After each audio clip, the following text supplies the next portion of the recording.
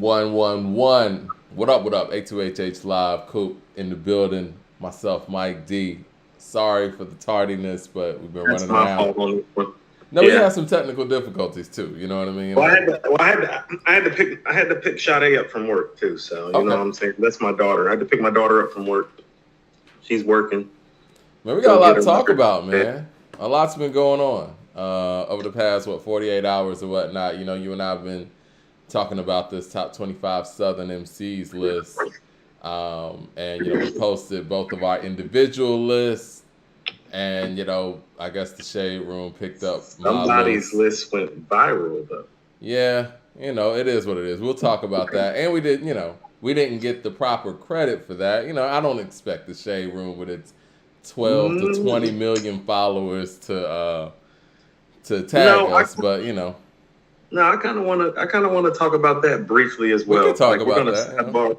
we're gonna sidebar into that a little bit. We can do that. I want to start off talking about this Method Man interview that we didn't get to because we've just been having so much to get to. Man, one of the things that stood out to me is that old school MC, new school MC, I think it was topic that they were on. You know what I'm talking about? Hold on, which one? Because I mean, they kind of vacillated on that topic a few times throughout the discourse of the interview because it was like 2.5 some odd hours. Right. So they right. touched upon that subject in particular multiple times. So which iteration of it do you want to discuss? What kind of 'Cause like they- what he was talking, what Method Man was talking about when he said the Melly Mel never really showed anybody after him that love, and you know, and again, not to single out Melly Mel, but I think that's a thing when it comes to hip hop generationally anyway, and I think that you and I, and the way this kind of like syncs up with the whole list conversation, I think you and I give even playing, and we try to give even playing to all generations involved, right? Now, Mhm. obviously, we're going to be partial and more emotionally attached to the ones that were, you know, around during our primitive years and, you know, our teen years and where we were the most impressionable. But I think that that whole notion of why hip hop doesn't hold up its legends, um, I don't know if that's the truth. I mean, because again, you know, Scarface is at the beginning, is at the number one spot on both of our lists, It's not and even. it seems like everyone's happy about that, right? I do think that the difference between hip hop and everything else, I think it's the content and the context and where hip hop is played. It kind of plays into that whole Conway and Funk Flex back and forth, where it's like hip hop is it's growing older and it's still a young genre and culture, but Mhm. the energy is young. It is what it is. Like, Mhm. you and I aren't out in the clubs like we were 20, 15 years ago. It just is what it is. You know what I mean? Like, My young people have feet can't the, take that. My huh? feet can't take that, Mike. I'm just saying, like, even when we talk about the festivals, and I think that's just a popular music thing. And I think that when it comes to popular music, hip hop leads the charge, right? The energy with it. And that is young energy. It is what it is. I don't think the young people are the ones that are disrespecting the older generation. I think that the young people connect with the older artists that give them the proper respect and actually sit there and listen to them and build with them, i.e., like a Snoop Dogg, like a Pharrell. You know what I'm saying? Even Gucci Mane. The young folks fuck with them because they fuck with them. I think and when Method Man said what he said about Melly Mel, I think that kind of stands true for like generations after, where the older ones are the ones that are more standoffish between, in the midst of like the newer guys that are coming along, and that's what kind of creates that tension. You know what I mean? There's a lot of ways to go. The Melly Mel comment stuck out to me as well Yeah. because it's Melly Mel feeling that way, which obviously can be discouraging to a whole crop of MCs. I took a lot of notes on the Meth interview because it was really long, so let me try to get to that point. Yes, Melly Mel. Mm-hmm. Well, they brought up the middlemen at the labels are keeping the young and the old from getting together. That was one of the points that was being disseminated I around believe that that. time, and how that's an intentional thing to keep the old from schooling the young so that they can continue to financially take advantage of them. Yes. And so this business kind of works in the sense that the less somebody knows, typically, the more somebody tends to take advantage of them in this business. And that's a matter of integrity. Well, see, I have an opinion on that too, Coop. I think Lil Duval said this in a tweet. I think these artists know they're getting taken advantage of. They just don't care. They want the fame that comes along with it. You know what I mean? Like, I think that the notion of artists going into these situations blind, I mean, they've heard the stories.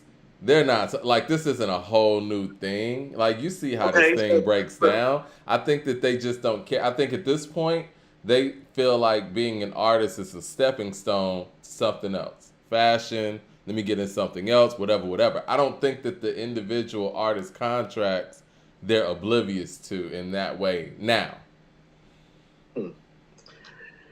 That's my opinion.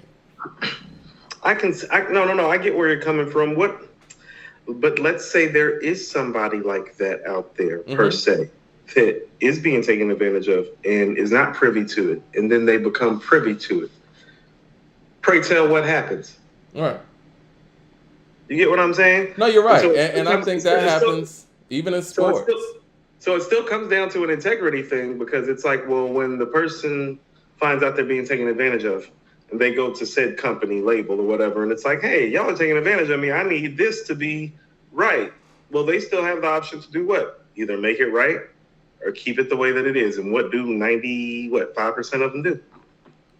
Do you think that, no, you're right. Do you think that that's kind of an example of, let's just say, the Roc Nation situation with Megan Thee Stallion and, 1015 Entertainment? Something like that? I'm sorry if I'm missaying the original company's name. The whole premise for the people out there is the fact that Carl Crawford's management company, put Megan on, got her in position, got her, to the deal, and then got her to the point where Roc Nation, management starts to represent her. And then Roc Nation and their, legal team, they go through the original contract and let Megan know, like, okay, well, this, and this ain't right.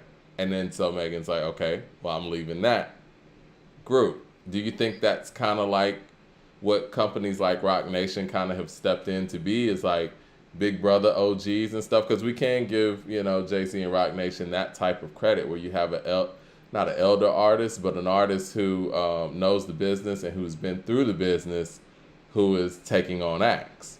How can we say that with what Meek Mill just said, though? Meek Mill said they're good. He just left.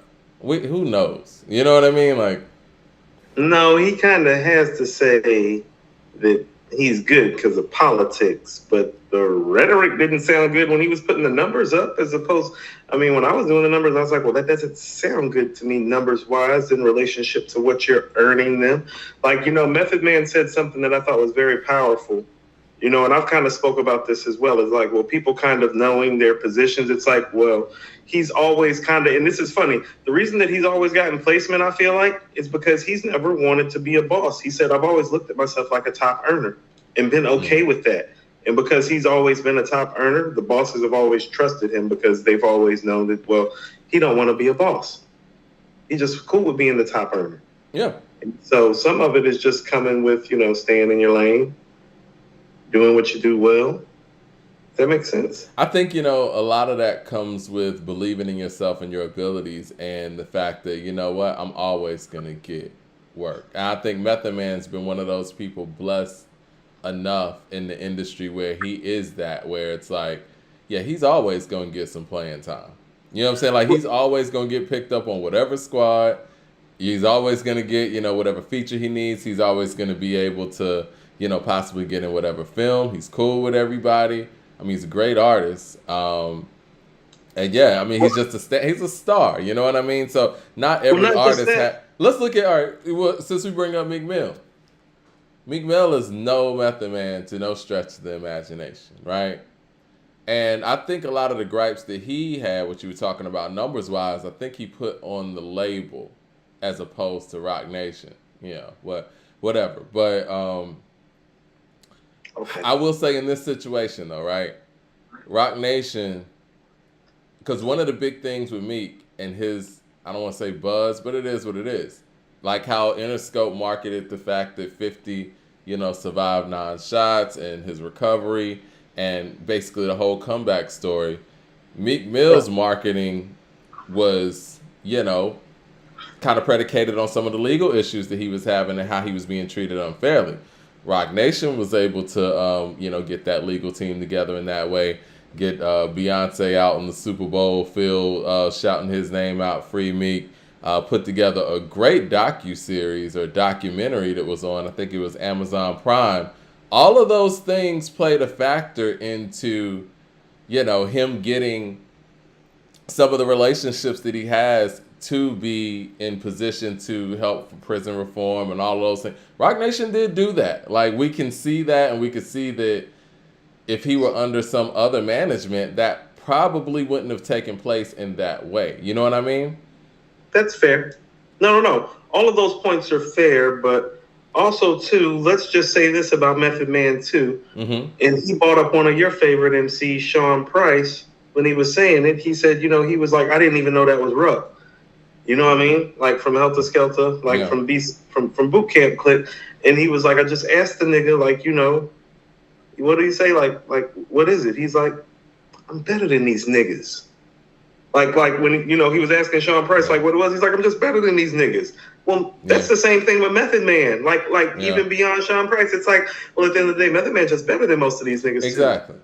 So he can look at the game very different. I mean, it's just like a ball player. Like, you can look at the game and the business very different based on your skill set. Yeah. You know what I'm saying? Like, some guys are just lucky to be here.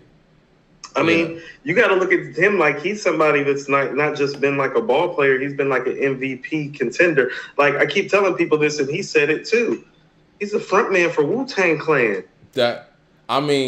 Hello? Damn. You know what I mean? Like, hold on. Think about this. Do you know how dope you have to be the front man in Wu-Tang Clan when Old Dirty Bastard is still alive and the producer is his cousin and the best lyricist is his other cousin and you're still the front man? Do you know how fucking dope you are? Yeah. And you get a song. That's why people be like, y'all love Method Man too much. It's like, no, you don't love Method Man enough. No, for real. I think Method Man, as much of a household name he is, and as notable as he is, he still doesn't get the credit he deserves. But I think a lot of that's predicated on the fact that he came out during an era where everybody has that go-to classic album, and he just doesn't have that. And not to mention, in his crew alone, you got Liquid Swords, Only Built for Cuban Links, Supreme Clientele or Iron Man, whatever you want to say, and the dirty version. You know what I mean? Like, that is, and that's not his fault. You know what I'm saying? Can we pause right there? Yeah, can we pause right there? Because, well, we've always talked about how Inspector Deck suffered the most, but the note that I took yesterday is based on this interview. Is like, no, Method Man suffered the most. Did you hear how he was talking about Tikal? He's like, literally, listen to this. The flood happened while they were recording Tikal. They lost all the data. RZA was remaking beats on the bus. Method Man was staying up till 3, 4 in the morning and then having to do radio slots again at 6. And so when you actually look at it, for Tikal, actually, if you look at what he was under and what actually happened, and I think Tikal is a 4. And when he said it, I kind of felt that way and felt it when he said it. He's like, if you really knew like what he'd been through and what really happened and behind it and how it originally probably sounded, it's a 5. And I believe him because it's a 4 under like the most extreme duress maybe in hip hop history. Think about it. Yeah. Your Wu-Tang Clan, you've literally just come in and just kind of like broke the mold in a lot of ways and shattered a lot of things. And it's like you literally have changed the game almost instantaneously in a lot of ways. And when did Tikal come out? Is Method Man, he's recording his album, and you know what I'm saying? When did Tikal come out? Like what month in 94? December of 94. Okay, so we're talking about 36 coming out in November of 93. Probably touring heavy, you know what I'm saying? While recording, having to redo everything for this December release. After the flood. Yeah, after the Here's the flood. So thing we're about talking it. He was going about to an take more time. 11-month He brought window. up Def Jam wanting the album. Yeah. Like Def Jam wanted Method Man in the fourth quarter. You feel me? Right. Right. You're dropping to Cal. And then, but has he ever explained? Because I don't remember hearing it in this interview. Has he ever explained the break between Tikal and Judgment Day? That 4-year break. Well, you want to know what? That's what I'm saying. Like when you look at it, Mike. I mean, I think a lot of it was just life. Yeah. Drugs, being a star. But I mean, if you really look at it, he still did a lot of work in between that time. It just wasn't solo work. It's not like he wasn't there. Like That's you what said, I mean. he's a glue guy on this? a lot of those great efforts that I just mentioned. Yeah, like I said, how about this? He didn't release an album between, I think, like, he came out in December of 94. So when we're saying, like, 94, let's go ahead and say it's, like, 95. From 95 to about the middle of 90, so for about 3.5 years, he didn't do an album. But, Mike, when I mean, even if he wasn't, like, let's say he wasn't, like, an MVP contender, like, as an MC top 3. He was still an all-star player and, like, one of the, like, 10, 20 best players in the league. Like in that time, right there, correct? Bunch of quotables in the source and damn near every like every even quarter. If he wasn't like Big or Nas or Jay to you, it's like, well, he's probably the next best thing for a minute. Like him and Red, I was just thinking about who him and Red are, like his MCs, and I was like, like it's just as far as bars go, they're the best duo. Like, if you just want to talk like on some rap shit, like if you're talking on some rap shit, Mike, they're the best duo. No, yeah, it's no question. No question to me. Yeah, because they can just out-rap everybody if they wanted to as a duo. That's including Ray and Ghost. That's Styles and Jada. That's including Most Def and Talib, too. That's Most Def and Talib. That's most... Yeah. That's Big and Dre, all that. Like, Redman and Method Man is a tough 1-2 punch. I don't know. Because, If we just talk about straight up rhyming. Now, where they might fall short is just, content and context. Song making and content. Yeah, song making and content. But just the bar... Yeah, just the bar work. If they was, the bar work. Even if we want to go the performance route, like those dudes are some incredible performers. Yeah, they're better performers than all those guys. Yeah, too, you're right. Yeah. Shout out to everybody in the room, man. Thumbs up in the chat, man. We really, really, really gonna get into it today, man, because everybody's out here talking about the top 25 Southern MCs list that was put together. We're gonna talk about both of our lists and try to come together with one master list. But man, I was getting all kind of slander talking about my list was garbage and shit. And I'm looking back at the list like, looks good to me. My bad, I'm dropping my keys. Look, this is the actual list that they posted. Y'all probably can't even see this. I think the light's on it. But yeah, because somebody asked like, right, somebody can't see that shit. Somebody asked like, did they like copy your list or, or repost it? No, they just, took the image and posted it on the Shade Room and didn't say who posted it or whatever, but whatever. It's everywhere now. And do you want to get into that, or do you want to talk about some more things with this Method Man interview? Because there was a lot to discuss in this interview. There was. I mean, you want me to toggle down through some of my notes? Yeah, go through it. While other people are getting in the room, you know what I mean? Said Marciano's a genius. That's your boy. He is. Okay, so check this out.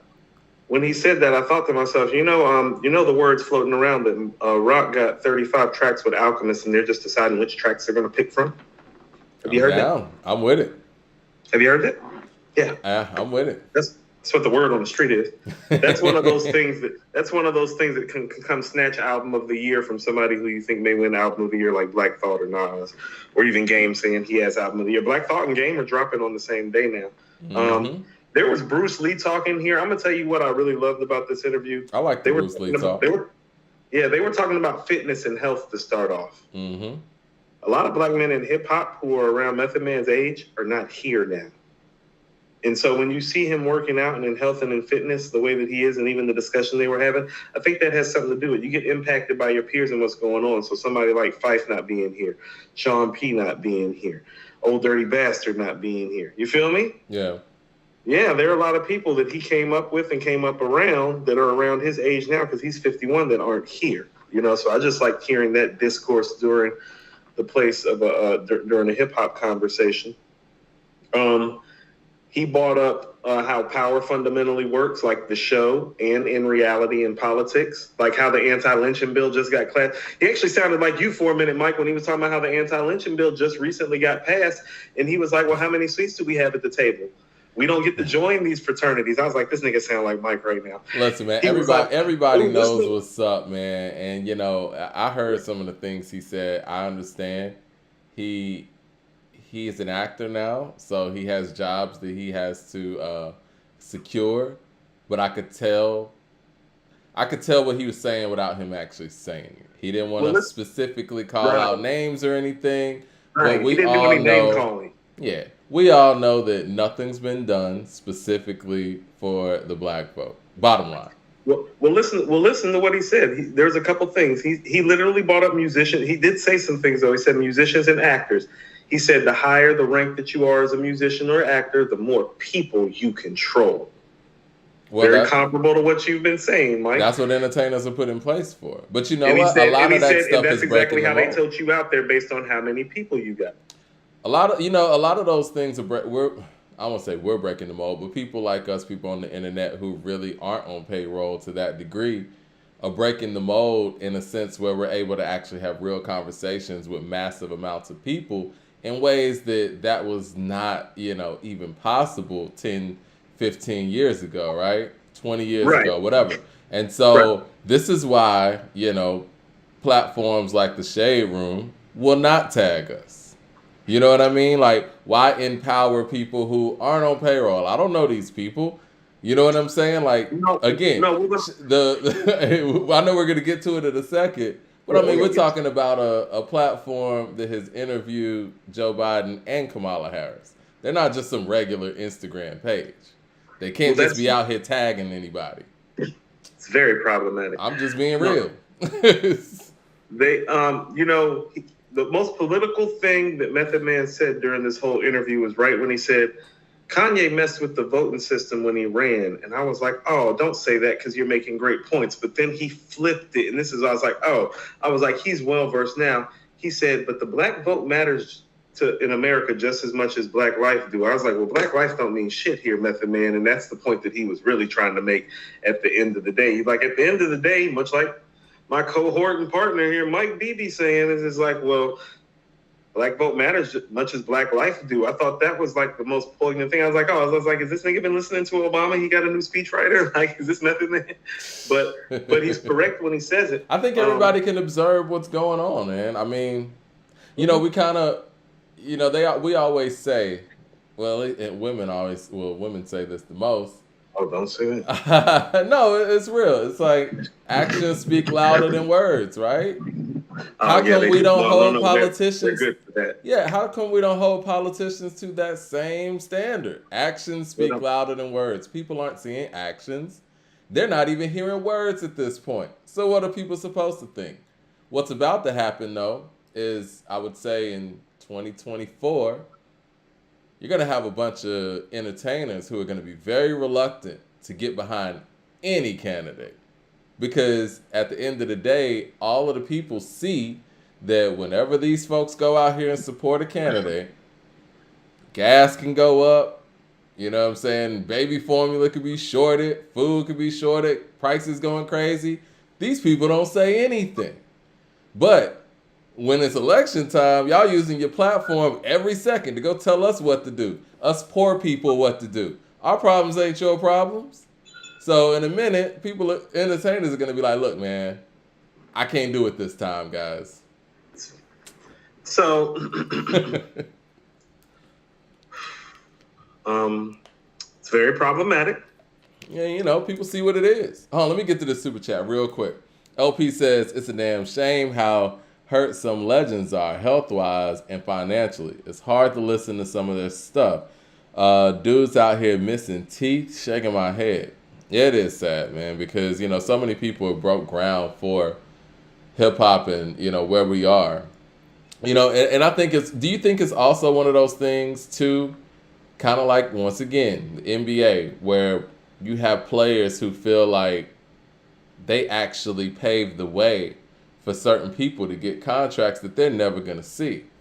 Do you think there's a level of, animus there And maybe I can go back to the Melly Mel thing on that too, because I mean he paved the way for a lot of guys to be able to get contracts that he wasn't privy to be able to benefit from.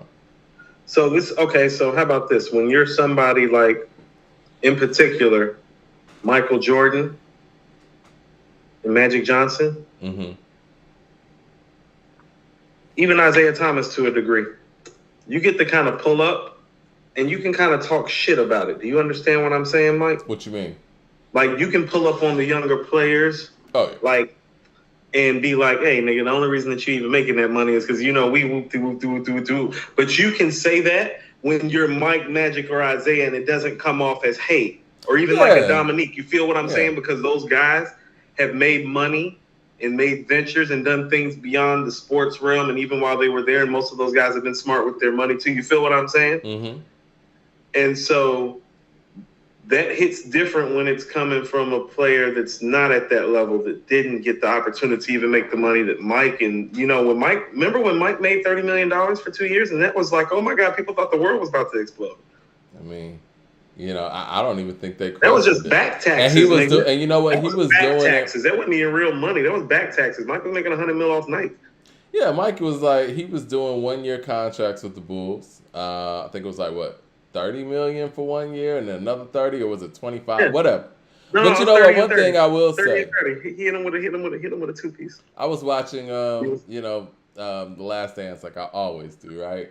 And I didn't catch that part initially when the owner of the Bulls said that when Michael went and played baseball, he gave him his regular salary because Michael made all of them so much money over the years. Because, he owned the White Sox too. So he was like, so he kept, while Michael was over there playing. Still on payroll. It's Michael Jordan. He deserves to be on payrolls. And so even when Pippen was going through what he was going through financially with his contract, and this is something I totally disagree with Michael Jordan on when he was saying Pippen was being selfish. I'm like, you don't really have the room to say that because you have a way different relationship with ownership than he did. You went and played baseball and was able to keep your contract. You know what I'm saying? Michael Jordan, he's supposed to have a different relationship than any player who's ever had a relationship. No, I agree. He made people a whole lot of money. But I'm just saying. Mike, they, whatever they were paying him when he retired, they should technically still be paying him right now. That's how valuable. You think about this. The Golden State Warriors just now became the third winningest franchise ever. Like, Mike's 6 rings had the Bulls in third place behind the Lakers and the Celtics literally pretty much since he's retired. It took Steph Curry in this iteration of this team winning 4 rings in this past decade for the Golden State Warriors as a team to surpass what he did in a 10-year what? It was 8 years, really. Yeah, 6 and 8. Yeah. And that's with him playing baseball. There, so it was like 12 years. He won 6 titles in 12 years with Chicago, though. Yeah. Yeah. Just that's pretty, 50%. For the math half the time I win the title, yeah. So I think that's probably a part of it too, where you think about a lot of MCs really broke ground in this industry to pave the way for certain artists, and we're gonna get to that too when we get to this list. But certain artists that are reaping the benefits from the work that they put in. But you know what? I hate to say it like this, and it's gonna sound insensitive. That's just part of the game of being a pioneer in anything. And it sucks, but it is what it is, man. I remember, quick story. I used to march in the band when I was at Pebblebrook, and it was in high school. And it was a chorus style band, but we used to buck the system. It was a school that was getting blacker by the year, right? So Pebblebrook's real black now. Yeah, super now. But by 11th, 12th grade, we would have to really basically fight against the band director to play stuff that was on the radio. And like so what? Give me an example of what you were fighting. Give us. Well, he wanted us to go out there and play Yankee Doodle in the stands, and we wanted to play Notorious Thugs, and we would just break out and play. You really wanted to play Yankee Doodle? And stuff like that. I think it was we were playing like stuff like Turn the Beat Around and shit like that. Our audience didn't want to hear that. Trying to get y'all robbed. No. Trying to get y'all robbed. Our audience wasn't trying to hear that, so we would go out on our own and play like Notorious Thugs, playing the Tupac and Biggie song and all that, and we would get in trouble for it, right? So I go off to college. A few years later, you know, they end up getting a whole nother band director based on some of those things that we kind of laid the ground for. They get a black band director. They got a whole black situation, and they're doing all the things that I wish that we would have been able to do. But it is what it is, man. I can't be mad at the people that are over there now. Like, oh, I made you. I paved the way for you. I mean, it just goes like that, man. Like, You can't, it's just you can't be mad at the players, but the don't hate the player, hate the game. How about right? this?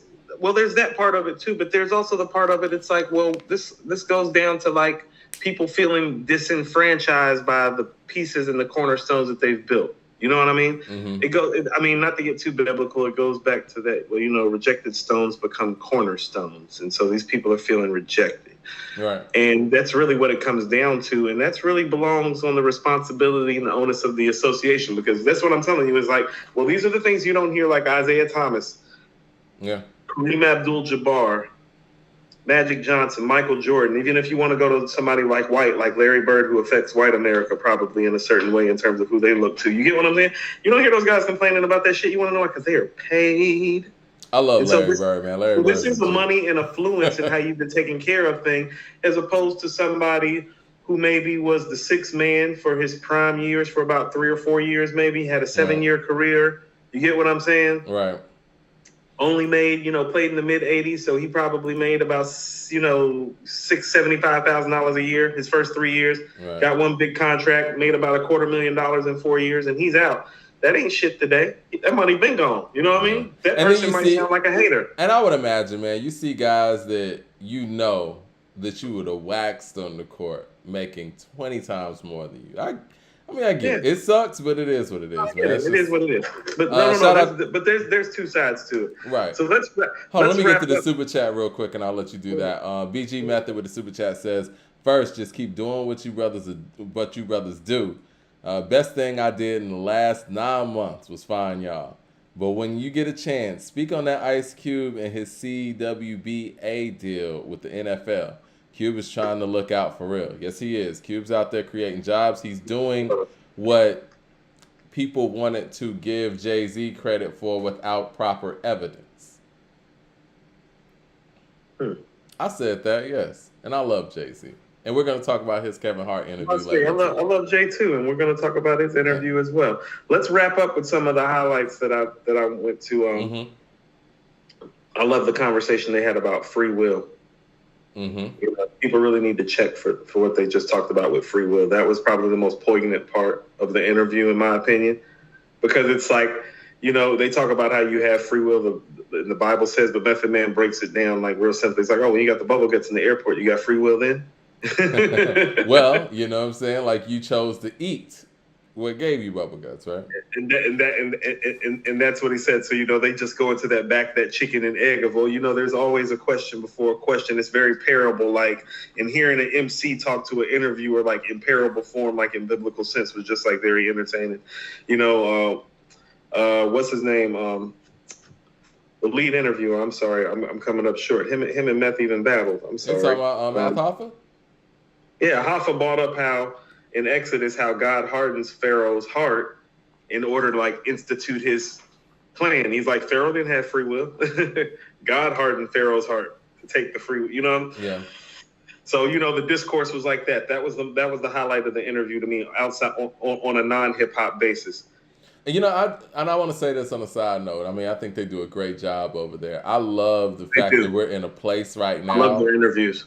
I love the fact that we're in a place right now where we can actually get some real in-depth interviews with artists that have been around forever, and it lets you know the lack of journalism job that has been done on hip-hop as a whole over the past 20 years. Like, we never get these kind of conversations. And a part of that, too, is also artists getting to a level of maturity to be able to have these conversations, too. No, okay, so this is one of those things where there's stuff to be had on both sides. Well, there's a reason on How High, while Meth is saying F a rap critic, he talk about it while I live it. Well, think about this. He's 1 year removed from that flood. Yeah. when Takal's getting 4 mics, he's like, "Oh, you don't know I had a 5 mic album on my hand that just got flooded out, and Def Jam asked for the album, and I had to drop it in the fourth quarter, and I wasn't ready, and I wanted to drop Bring the Pain instead of I'll Be There for You."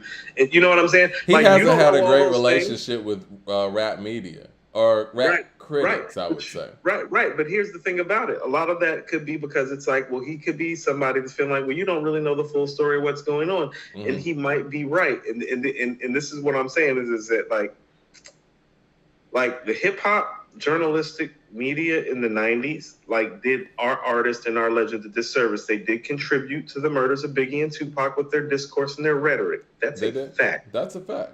They fan the flames. And they have yet to take accountability for that as well. I think that's noteworthy as well.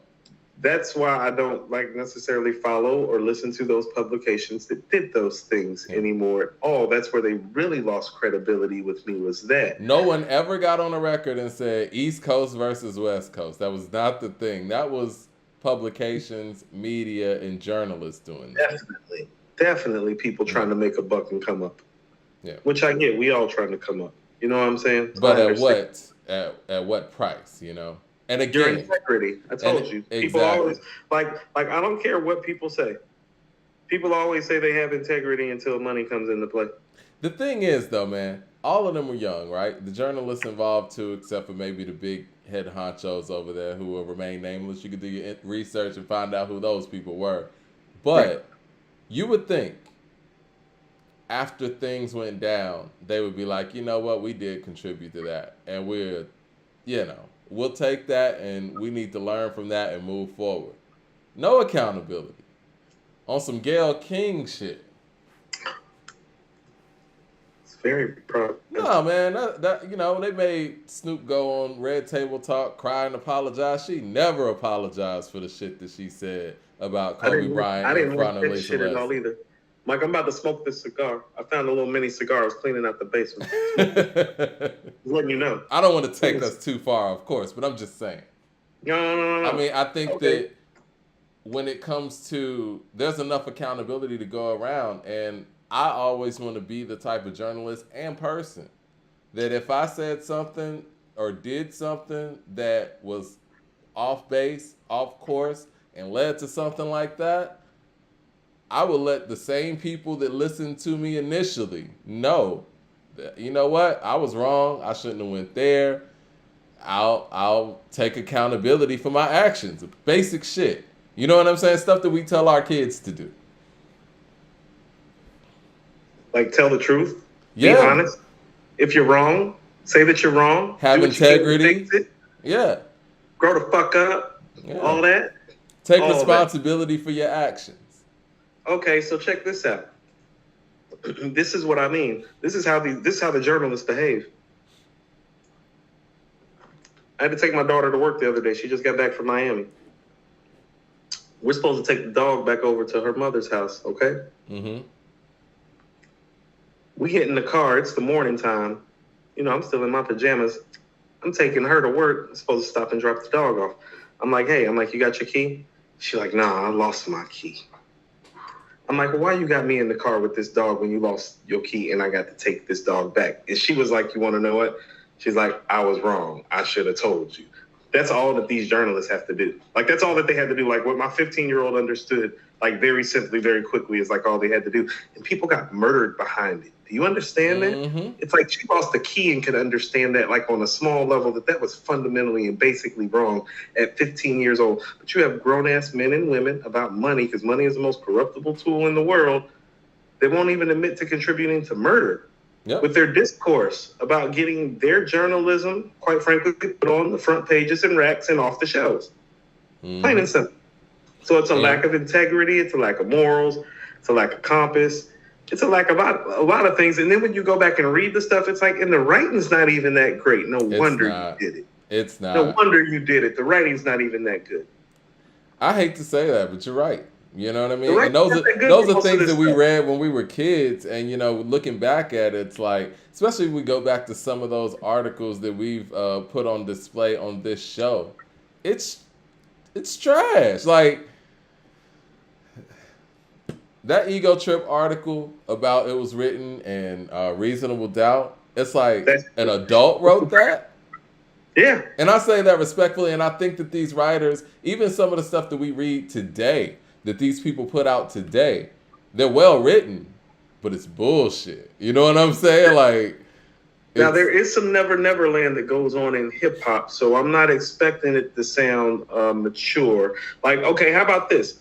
Part of the problem with some of the early writing in hip hop, in terms of the reviewing and the critique from the media, is that it's too personalized, mm-hmm. and it's not enough actual like technical writing and journalism going on. And then you fast forward to today, where it's like, well, there's too much technical writing and journalism going on and no fucking soul to it. It's like it's real fucking wordy, but it's not really touching any piece of you and making you want to go listen to that album. Or it's like, oh, it's a bunch of people showing how good of a writer they are. It's like it's a word salad, and it makes you feel like, did you really listen to this album? Right. Are you just trying to earn some more stripes to earn your next check as a freelance writer for whatever publication you have a regular, like, you know what I mean?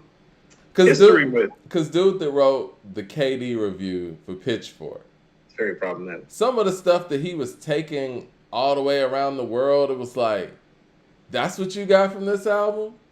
Like some of the quotes that he was just pulling out, and it was like, what? I don't know. See, but you also have to understand, too, and this is what I understood, and this is where those writers fail.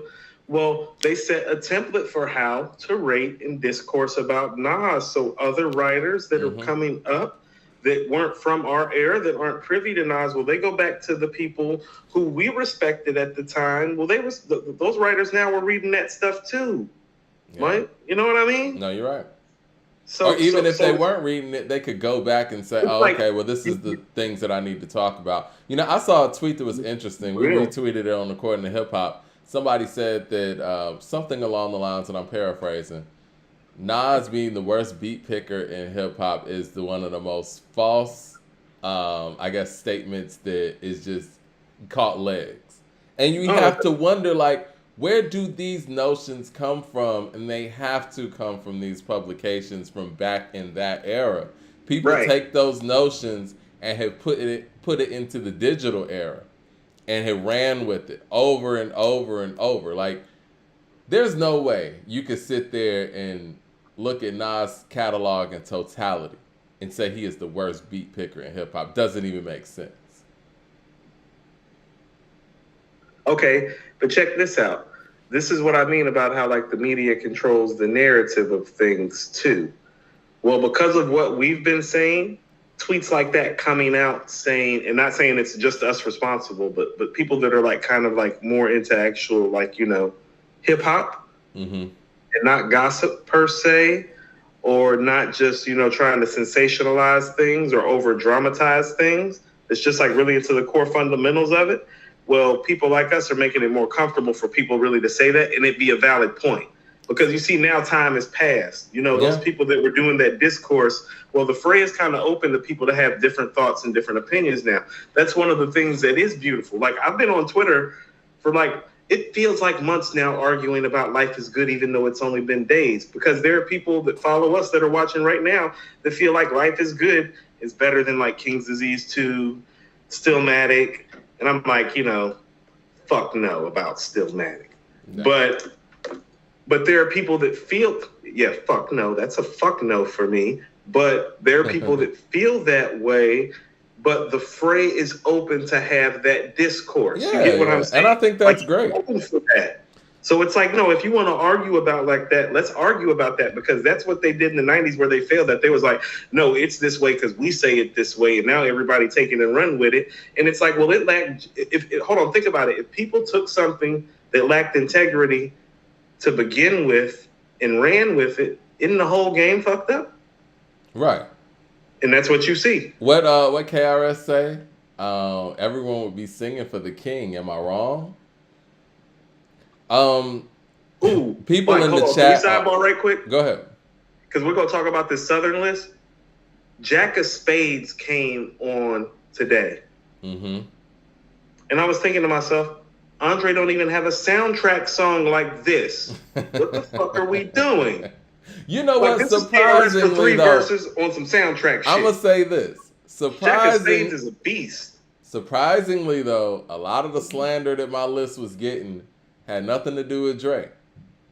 No, you got some Dre slander. I Did seen I? it wasn't Okay. the heaviest slander. Maybe I wasn't reading it as much. No, I wasn't I going in the read. shade room. You got a lot of Quavo slander, and you deserve that Quavo slander. No, I don't. Yeah, you do. I got to show Quavo love. He's done a lot of You great got work. Quavo too high, Mike. Do I? We're gonna talk about it. We'll talk Hold about on, it. let's wrap up with this Method Man thing so we can jump in. Now, people in the chat are arguing that Eminem is a worse beat picker than Nas. Of course he is. Why would y'all do that to Mike right now? I'm just saying, I want to give my opinion on it. Like, we never talk about Eminem being a bad beat maker or picker. But, you know, whatever. But Nas somehow gets pulled out of that hat. Who wants to rap over the real Slim Shady? Who wants to rap over We Made You? Have you ever heard anybody really get in the booth and rhyme over an Eminem track? Why did y'all do this? Never heard it myself. I hear people rhyme over Nas's life. Discourse was wonderful. Okay, go ahead. I'm sorry. Oh, God. We're in that so we can go to the... How did Method Man end? I mean, we're talking about Method Man. How did Eminem end up in the Method Man conversation? They literally have no ties or no connection. He brought up how Kool Moe Dee ended the Busy Bee era and how Rakim ended the Run DMC era. Yeah? He brought that up as like the two MC tipping points. You and I, with reference the Rakim thing. Meth's a little older than us, early 50s, we're early 40s. He brings up the Kool Moe Dee and Busy Bee thing too. Mm-hmm. And so not just Rakim, Kool Moe Dee. Mm-hmm. So he also brought up bullied him. I've heard the tape, but I would imagine just being there live was different. But yeah, Kool Moe Dee bullied Busy Bee, and it was a whole nother... That's what Meth said. It was in a whole nother level, another way of doing it. Yeah, it was a whole nother level of MC. He said he ambushed him. It was almost like it was rap's version of a blitzkrieg. Mm-hmm. Mm-hmm. Yeah. That's Kool Moe Dee was a bad boy, and that's why when LL did what he did, and that's even debatable for some people. Some people feel that's debatable. Yeah. Some people feel like Kool Moe Dee still got him, but LL had the power, and LL made a banger, man. I was actually listening to Jack the Ripper yesterday. That shit hard. But if you want to just talk about straight lyrics, hard too. Now let's not get it twisted. No. I think LL won, but it's not like he won in some sort of landslide. I'll say this: I think lyrically, I could give Moe Dee that. But I think that, with the energy, the production, the full-out song and all that, like Jack the Ripper was a tough record. Can I ask you something in all honesty? Like, do you still feel like The Takeover is a better record than Ether, don't you? I do. Overall? I do. Overall? How about this? Even though you feel that way, and we're not about to get into the back and forth about that, like we're not absolutely at all. Do you feel like it's close? What, you talking about the battle or the song? The song. Fuck the battle. Song. You know what? If it is close, it's only because of Nas and his performance. I really don't like that beat for Ether. I really don't. I'll tell you the truth. Yeah. That's okay. So the reason why I prefer Ether over Takeover is because the Takeover beat is like a 10.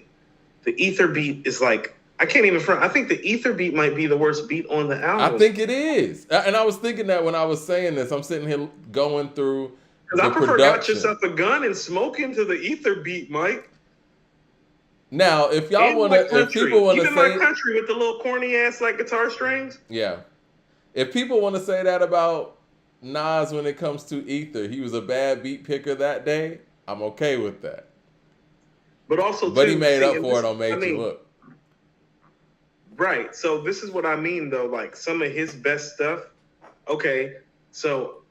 He had a bad beat day, but he had a great MC day. Oh, yeah.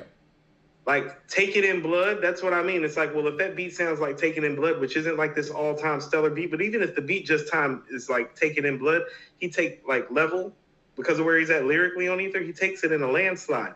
Kool Moe Dee and LL Cool J was close. It wasn't like LL blew the hinges off of Kool Moe Dee. Yeah. No, I agree with that. I think that what L had going for him, too, is all the other records that he was making. And I don't think, and it was similar to, and don't kill me out here, I'm not comparing Drake to LL, but it was similar to the fact that I think a lot of people weren't sure if LL had that record in him against somebody like Moe Dee. And I think that was part of it too. Can we discuss the fact also too that LL is like a good-looking younger man, and this is a young man's game? It is a young man's game, and I think that gets us back to the beginning, you know. And it's so funny to say that because Kool Moe Dee wasn't even like old then. He might have been like in his late 20s, if that. But he wasn't 17 years old walking around with a Kango with his jacket open, like showing off his six pack. It's so many different lines on Jack the Ripper that stand out for me, but the first one that comes to mind is when he was like, "People don't know how nice I am," and I think that is kind of where it was coming from, where it was like, they know Mo D from the battle with Busy B. You know, he's flipping words, he got the vocabulary like crazy, and I mean, LL was really the underdog on wax. Hold on, well, can I tell you something? Well, Lucci Lowe says Jadakiss is a terrible beat picker. No classic solos. I don't think Jadakiss is a terrible beat picker. I think the Jadakiss, Nas is a better beat picker than Jadakiss and Eminem. I know that for certain. I agree with Know that. But what if Kool Moe Dee does deserve to get mentioned more in the light that we mentioned Rakim in terms of elevating the class and the craft of emceeing? I agree with you. I mean, because Mo D is one of Rakim's influences. Correct. Mo D and Cass. Yeah. Yeah, I'm about to say Mo D and Cass is who he brings up, right? As far as like guys that we know. Method Man recalls the Force MC's tape that crushed the Cold Crush. Mm-hmm. I thought that was cool. He brought up the boot camp click moment where like them and Wu-Tang were like in the same spot and didn't nobody want to speak to each other. Because like, did you ever get into any of those arguments? With Boot Camp Click and Wu-Tang? Yeah. Nah. And I love Boot Camp Click. Okay. So Mike, I told you in North Carolina, like it's a heavy New York influence. It's not like being in Atlanta. So I was in North Carolina in Charlotte when that was happening. That was a real thing. There was a lot of dudes that was in Carolina that was from New York that thought Boot Camp Click was better than Wu-Tang Click from 1 to 9.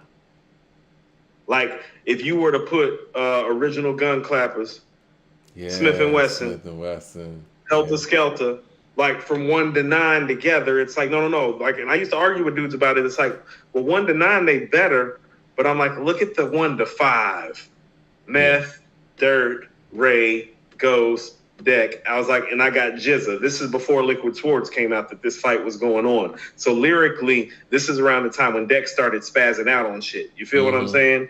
So it was like, I was like, yeah, but those 5 guys. You know, I think that even as great, the purple tape was out, but Liquid Swords wasn't out yet because that was the fall. Even as great as Wu-Tang is member for member, I think somebody like Old Dirty is just an X factor in any situation. Any situation.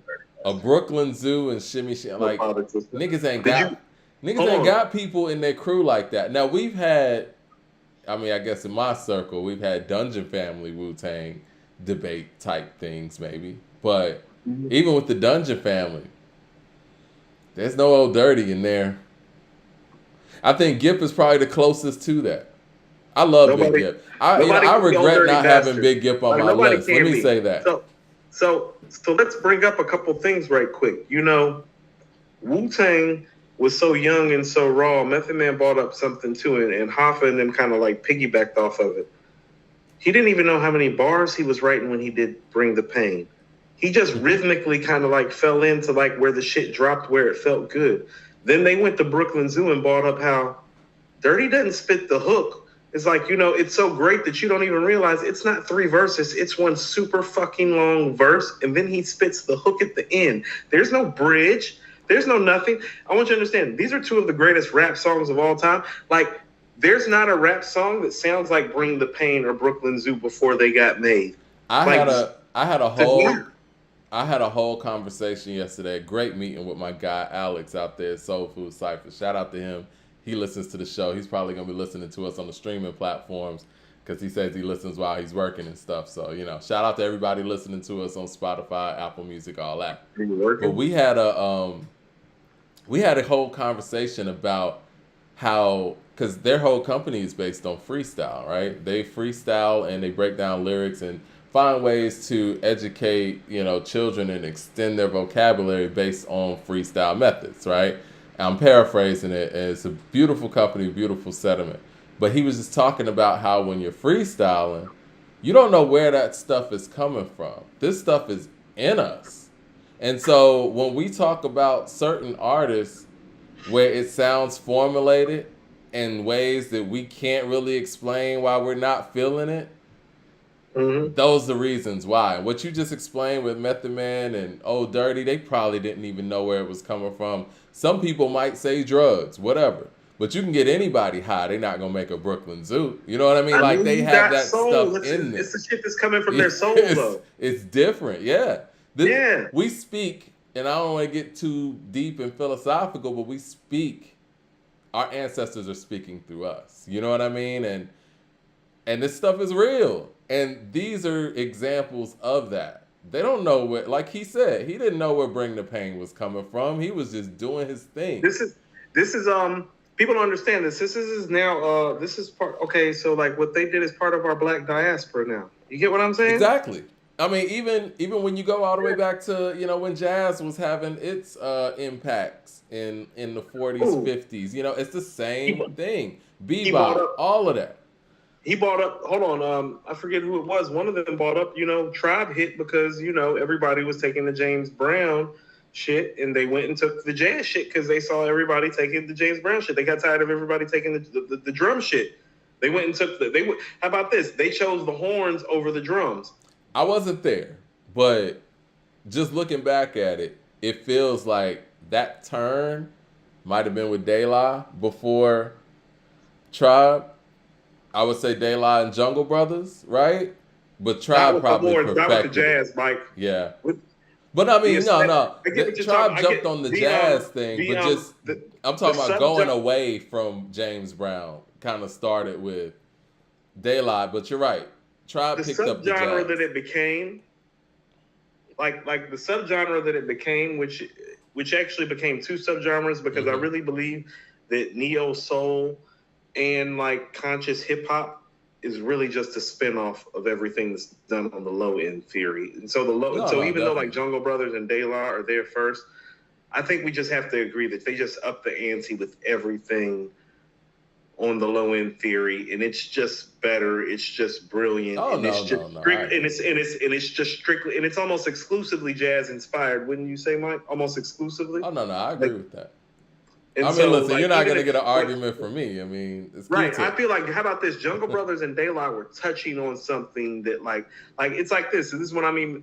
It's like driving into a neighborhood, but you don't go through the whole neighborhood. No. Tribe went through the whole neighborhood. It's like Jungle Brothers and like De La kind of pulled up into the neighborhood, kind of parked, got a house there in the front, kind of chilled. De La is like Tribe on the low end theory. It's like, what the whole neighborhood look like? When I listen to Straight Out the Jungle, though, I'm like, man, these guys was on some other shit. Like, they sound like Pharrell in '88. Well, you know, obviously Pharrell's heavily influenced by them, but for the people who look at Pharrell as a different being and doing something totally different than everybody else, and like you were just saying, everybody was sampling James Brown, this and that.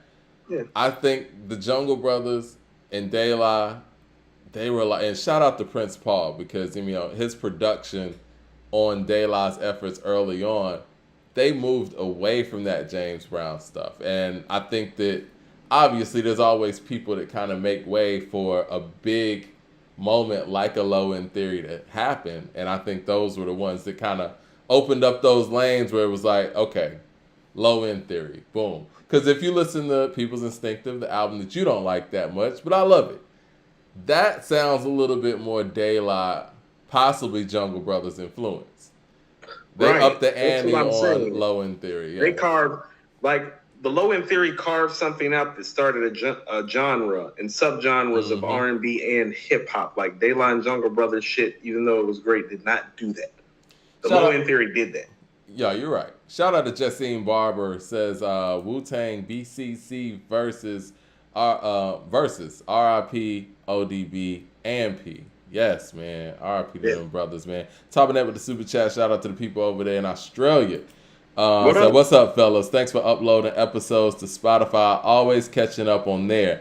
Top 6 on rotation at the moment in order. Banks, Nas, Guru, Cole, UGK, and Future. Love the list. Love that list. Okay. Speaking of So which, man, you ready to transition into this other topic? nope, I got a couple more All things. right, First let's of go. all, no. Seriously, because he went through a lot. Yeah. The whole Def Jam thing. First of all, Kevin Liles, responsible for Craig Mack and Biggie Smalls, the whole Big Mac campaign. Mm-hmm. The month of Man for Redman and Method Man. That's what made them stars. Both of their albums went gold in that month, and then How High went platinum a month later. Just giving Kevin Liles his flowers.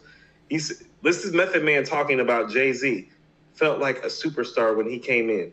Rockefeller got a wing. Murder Inc. got a ring. When X came in before everybody else. Everyone got a house. X was first. Huh. Listen to what he says about being an artist. You can get lost in the shuffle. So look at Method Man. Method Man signed to Def Jam in 90, somewhere between 93 and 94. Right? Yeah. Right. Listen, this is him talking after DMX, Jay-Z, and Ja Rule then came in the building. You can get lost in the shuffle, but it's on you. Yeah.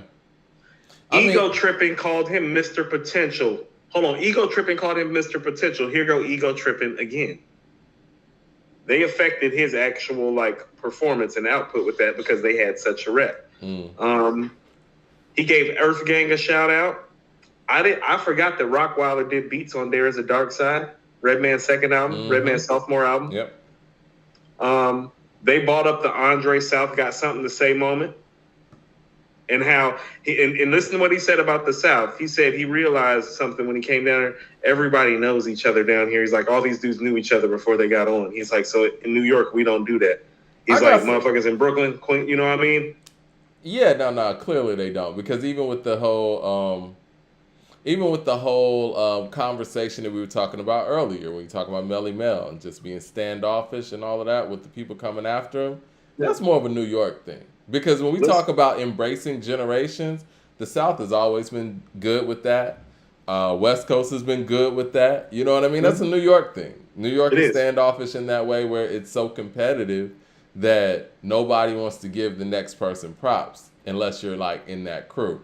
I do want to say, let me get to these super chats and I'm going to respond to that South Got Something to Say thing real quick if you don't mind. LP says, Prince P, Father Wu-Tang Sound with De La Soul is Dead. That's actually my favorite De La Soul project. Shout out to Mad Max in the building. He said, you got to address guys in the chat saying that Drake is LL. Man, what's the issue in the chat? They are. They're very comparable. Okay. We'll talk about Drake. Way better MC, but they're comparisons, so. Maybe, and I think we're going to talk about this when we talk about the South list, too. I think that South Got Something to Say statement that Dre made at the Source Awards, I think that's overblown by the East Coast, right? Down here, we were doing our thing, man. Wasn't even thinking about that shit. You know what I'm saying? I want to finish real quick. Because it's one of those things where that was a we want acceptance from New York type thing, which was cool and it was fine. But they came back and was like, yo, we're making ATLians. You know what I mean? And that is the album that we say is probably their most boom back album, right? But Atlanta had its own scene. It wasn't like we were out here like, yo, man, you gotta listen. I think that was more of a, and I say this respectfully, I think that was more of a personal mission for Andre as opposed to a whole region saying that.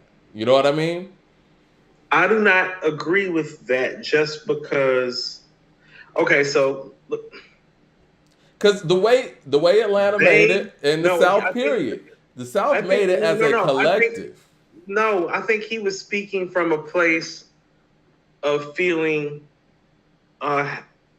denied and having to conform at the time. Like I always tell people, it's like on Southern Playalistic, it's like, well, they sound like hieroglyphics, which is like a West Coast thing. Mm-hmm. But there are attempts to be lyrical, like an East Coast thing, because they're really just trying to fit in, because we really don't have a hardcore identity outside of Scarface. And I think that's one of the reasons why, and I'm going to say this as an Andre fan, as somebody who, it was my favorite rapper growing up, right? While they were in the prime of their careers, I'm born and raised here, right? But I think that because his style and his approach feeds very well into an East Coast hip-hop listener's psyche and the way they listen to hip hop, I think that's why they hold him so high. Whereas His somebody bar like work- an MJG might not do that for you. You know what I'm saying? told you. I said this on a previous show, Mike. He's the first guy that we could take to the ball, like the New York ball. Andre's But the first is that MC important we could take, though? huh? How important is that though? No. That is the birthplace of hip hop, and so being That's able to fine. take somebody. No. No, it's fine. And I That's love New York. You know I do. But it's like, I think as I've grown, and we even talked about this the other day, it's like there are more standards to what emceeing is as opposed to just the East Coast standard. Like, this is exactly why Tupac doesn't get revered as a quote unquote lyricist, because he doesn't rap like an East Coast MC, right?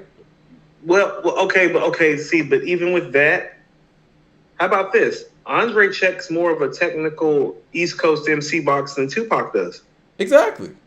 He does. Yes, he does. And some people will tell you he's a better lyricist. This is what I'm than about Pac. to say, though. Yeah. And even with that being said, most East Coast dudes, if not from Brooklyn, will still hold Tupac higher. And so this is what I keep trying to tell you. It's like almost. I think that's by circumstance, though. I think that's because of lack of material. But I think you're missing my point. Go ahead. And no. Listen, what my point is that, well, he got us a different type of seat at the table, so to speak, in terms of our respectability. You get what I'm saying? Like, because he was a caliber MC that they heard on ATLians. How about this? When people are like, is Andre better than Prodigy? Remember we were having the whole, is Andre better than Prodigy? Mm-hmm. In 96 conversation. And even I told you, it's like, no, it's still Prodigy. But no, the fact that was a conversation for a Southern MC against somebody like a Prodigy was a whole thing. That's legit. And we can't take that away from Dre either. No, that was a thing. I'm not taking anything away from Dre. I just think that... But he was the first person to have it like that, though, Mike, down here. And so that's a moment for people. And here's how big of a moment it is. Big Boy on Kill Jill literally references, the South got something to say, and now y'all niggas can't get y'all ball back. So Big Boy is even referencing it on his solo album, not just years later, like 15 years later, like 16, 17 years later. Big Boy's bringing it back up. So it's relevant as hell. It means something. It was at the end of Akumina and everything. You know what I'm saying? But it means something. Jay Shore with the Super Chat says, turns out Andre had nothing to say. Y'all wild.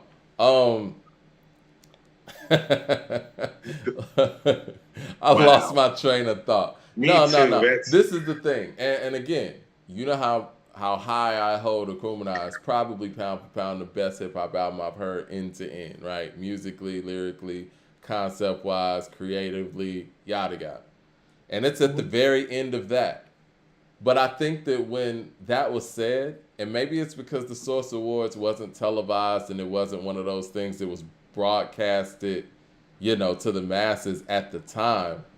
Me being in Atlanta and being in the South, I didn't see that change anything. Or maybe it just didn't change anything for me as a listener. I didn't see our scene change. I didn't see where it was like, especially at that time, Atlanta artists or Southern artists weren't like, yo, we got to do something to appeal to New York. Like, I didn't see that happen. You know what I mean? So this is what I'm saying about, so I'm going to tell you something. And maybe one of the best things that happened to me as like a hip hop listener, Southern wise, is that, I moved to Charlotte. I spent a year in South Carolina, actually. Okay. What part?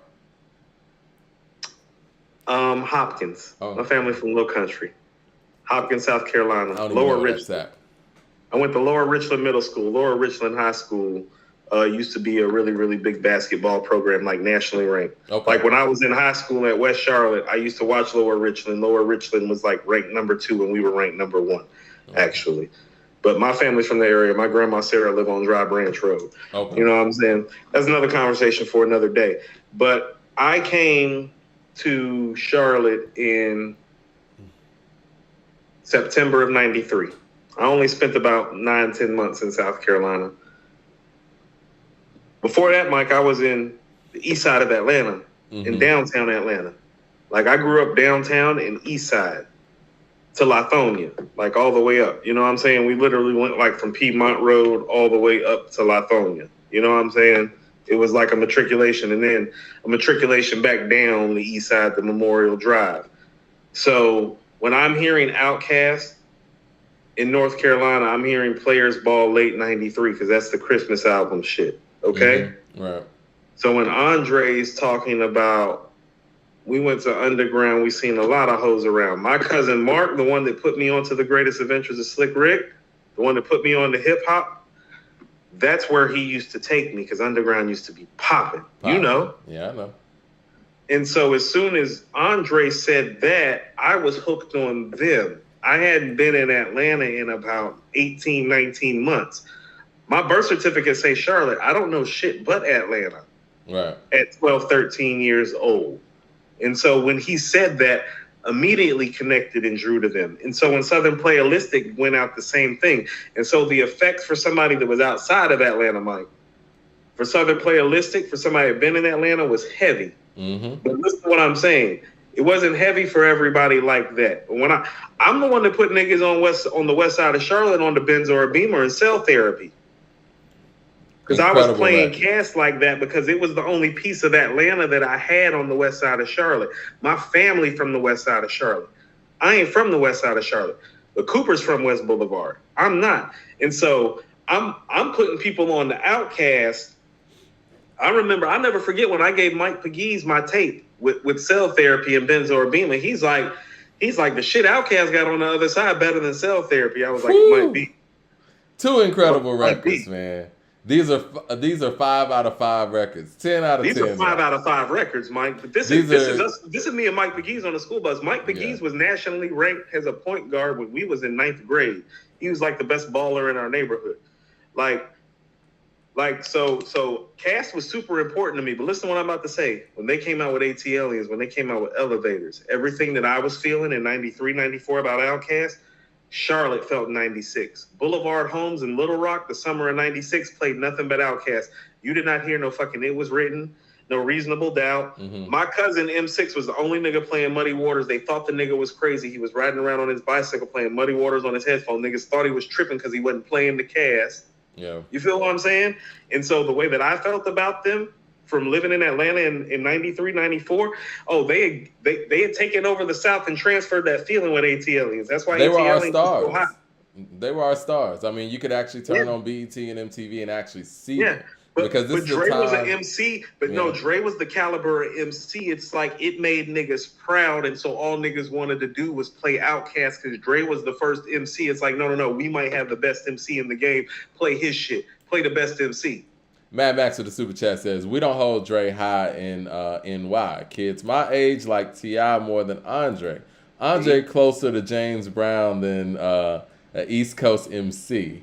T.I. / Ludacris are closer to East Coast style. Okay, well, y'all, they probably they probably know Dre from Love Below and Beyond, or Stankonia and Beyond. Now, I will say this, and I was going to say this even before I read that comment. The only other person that I remember coming through the door, making it important to be an MC to NY standards, was T.I. When he came in the door with I'm Serious, I remember reading an article in The Source where he was talking about one of his missions was to be thought of as an MC to the degree where he could go up to a cypher in New York specifically and battle whoever or rhyme with whoever. But see, his father was from New York too.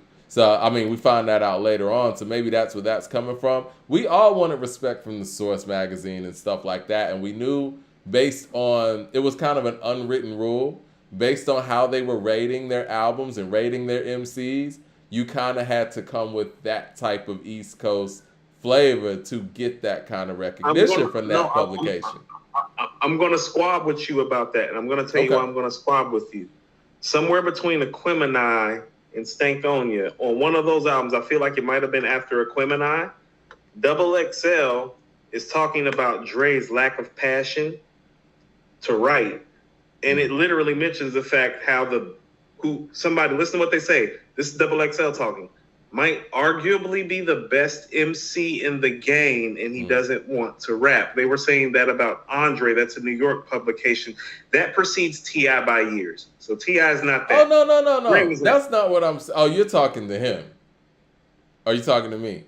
No, No, I I'm know talking about what Matt T.I.'s Max is not saying, so that. we get some clarity because he's younger, because so Yeah, he yeah, doesn't understand. yeah. I know you Oh, understand and know, but he may not know. It's like no. Dre had it like that long before Tip and Luda had even like popped up in the minds And of New T.I. Yorkers. and T.I. and Luda will tell you that. Right. T.I. and Luda will tell you that. Yeah. Because what he did on ATLiens and Equimini really made people think it's like is the best MC in the game in the South. Because Scarface had respect, but nobody really thought he was better than Nas or better than Jay or Redman or Method Man. With Dre, it was a more legit argument. That shit, Elevators changed everything. Yeah, after That last verse Elevators, on Dre Elevators became changed my everything. favorite MC. That last verse on Elevators changed everything. Yeah, after Elevators, Dre became my favorite MC. Like I said, after Thought Process, I knew he was coming. But after Elevators and his work on ATLiens, Dre became my favorite MC. And Equimini just took it to the next level. Niggas up top didn't hear Thought Process. That's what I'm saying. They heard Elevators. Niggas in Cali didn't hear Thought Process. They heard Elevators. So when they heard Elevators, it was like, the fuck?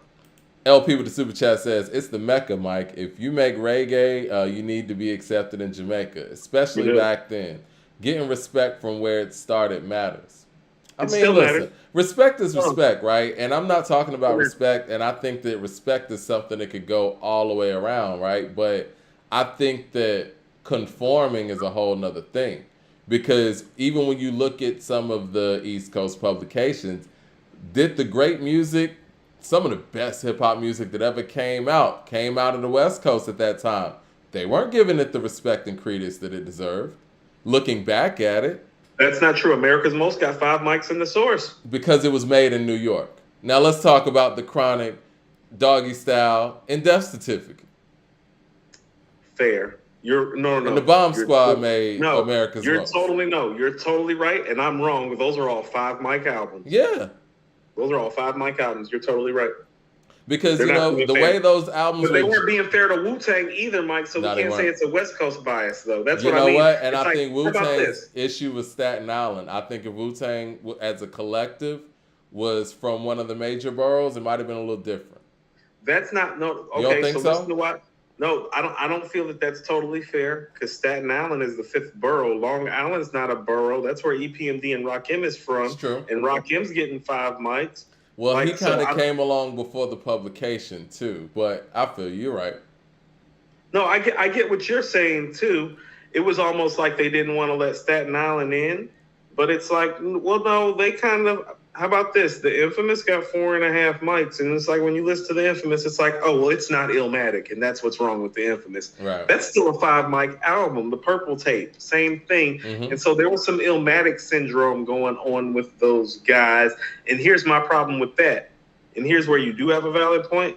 Oh, well, they rated all those albums and didn't give those album 5 mics before Illmatic. I was just about to say that, yeah. Because Into the Wu-Tang, you can't even use Illmatic. Yeah, that's 4.5. Doggy Style got 4 mics. I still don't know how that shit happened. Because he's from the West Coast. It's Dark and Hell is Hot. I don't understand that shit. You know what we should do? You listen to like Doggy Style or It's Dark and Hell is Hot and think that shit is a 4. It's like beyond me. Like I don't understand what. We should read that article on our next episode. We're doing Doggy Style. Yeah, we should read. I don't want to read that blasphemy. Yeah, let's read that article because I want to see how they gave that. Got 4.5. Yeah. Which I can kind of see because I don't love the end of the Chronic, but it's still like, it's the Chronic. It's like Mike, the first 7 songs on the Chronic is probably like the hardest shit like ever. Yeah. Like to start off the album. And then you got to think about the fact that songs are like those first 7 songs are all like they're not 5s, they're 10s out of 5s. Shit is like crazy. All of the records, the shit crazy. Yeah, because again, the day the niggas took over. Little Ghetto Boy, D's Nuts, G-Thing. Did Breaking Adams get 5 mics? And I know All For One got 5 mics, right? I still love All For One. I love All For One. But, come on, man. No one's going to listen to All For One and the Chronic and say, this one's 5 and this one's not. You know what I mean? Like, if you're going to give both 5, let's be honest. 5. How can you listen to Let the Rhythm Hit 'Em and then listen to the Chronic exactly. and tell me the Chronic's not it's 5 an East mics? Coast bias. Yeah, Let the Rhythm Hit 'Em 5 mics, if we're just being honest. If we're just being honest, there's an East Coast bias there, man. It is what it is. Right. The Chronic's better than Let the Rhythm Hit 'Em. It is. No one's going to tell you any different. Now, the only one that's going to compete with the Chronic is Paid in Full. Corey Bridges with the super chat says T.I. is the best rapper. He has the best catalog. Overall. He doesn't have the best catalog. That's Scarface, but let's get into it. Last thing I want to say about the Method Man interview. Okay. Method Man and Havoc are working on a project. That's some rap shit. I'm looking forward to that. That's going to be very nice. I can't wait to hear that. Yeah. Because for me, in my personal opinion, I think that's one of the things that Method Man has kind of lacked over the years is consistent production. And Havoc's very consistent with his production. You know what I think happened? I think that RZA got a chance to reset after the flood, starting with Return to the 36 Chambers. Mm-hmm. And Built for Cuban Links and Liquid Swords is the stride, and Iron Man is what's left. That's why we say the run is so short and why he was burnt out. The reason, and I'm going to apologize for this because I was wrong. The reason that he's burnt out is because he had already had them lined up and he had to go line them up again. He probably had about another 3 or 4 years worth of material of work that we didn't hear that was just as epic as what we heard beat-wise that he lost. You know what I think? And I'm with you on that too. I think that on another note, I think Method Man and maybe the rest of the clan collectively just got way too dependent on RZA. And I feel like that happened to Goody Mob when it comes to Organized Noise, too. I think Goody Mob got very dependent on Organized Noise in a way that Outkast didn't, you know? And when Organized wasn't there to work with them, you know, bell to bell, Outkast was able to still make material and still change up their sound. I think Ghost is the one that kind of was able to go on and work without RZA doing everything. But I think everybody else kind of got somewhat dependent on, you know, RZA. And I think they kind of went as he went. No, I think Ray is the first one that actually stepped out, actually.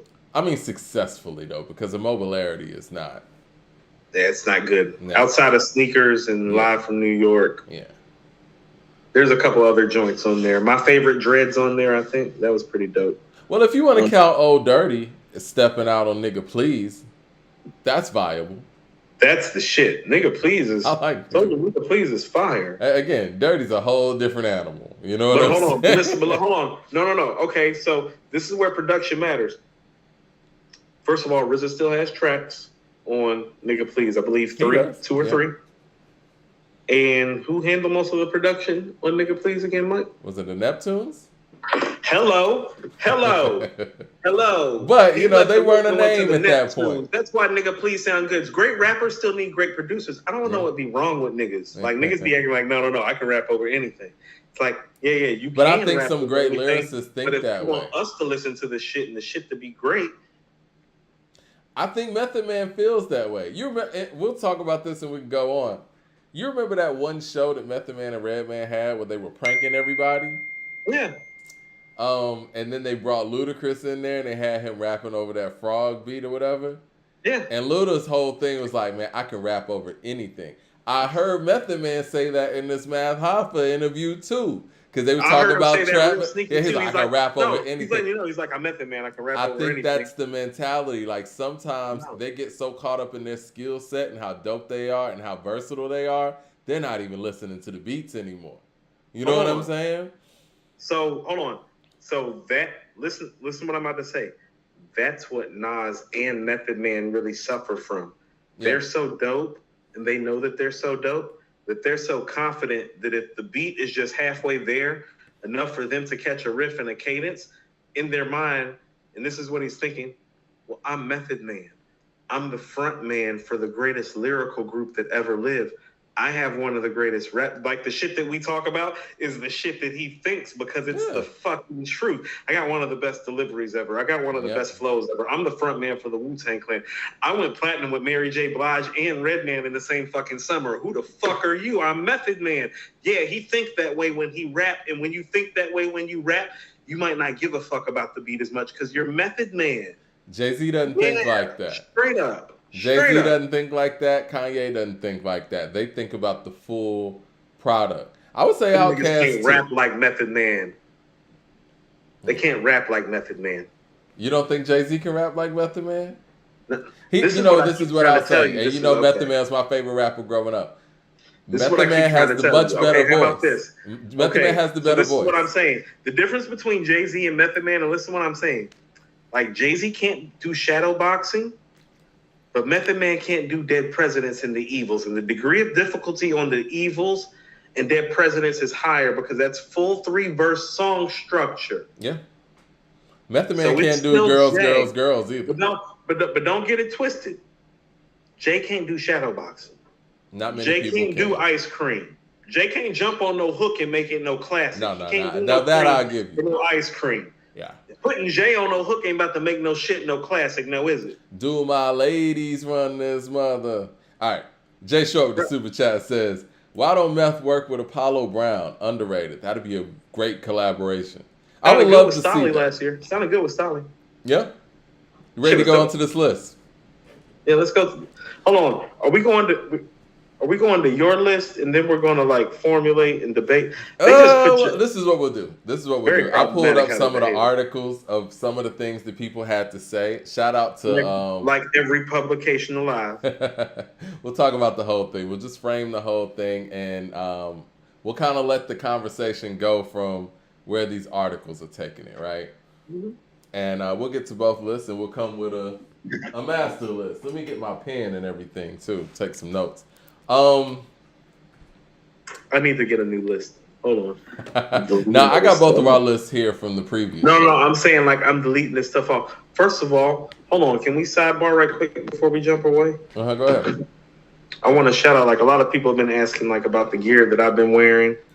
Like, these are like the Black Dad Gang wears that I wear for Kabari. Y'all can look up Kabari online. It's a local fashion designer who I've been following and rocking with for a while. A lot of people have asked about some of the shirts, the other Bear shirts and stuff that I've been wearing over a course of time. So this is the Black Dad Gang shirt coming from Kabari. You can check it out on Instagram.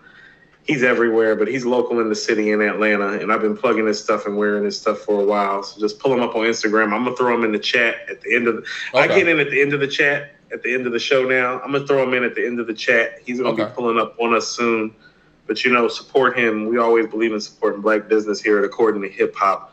I just wanted to give him and his brand a shout out because I've been wearing their stuff for a minute now. Like, if you've been watching us the last couple of years, you've seen me wear, like, almost all his stuff. This is the newest thing, like, straight out the vault.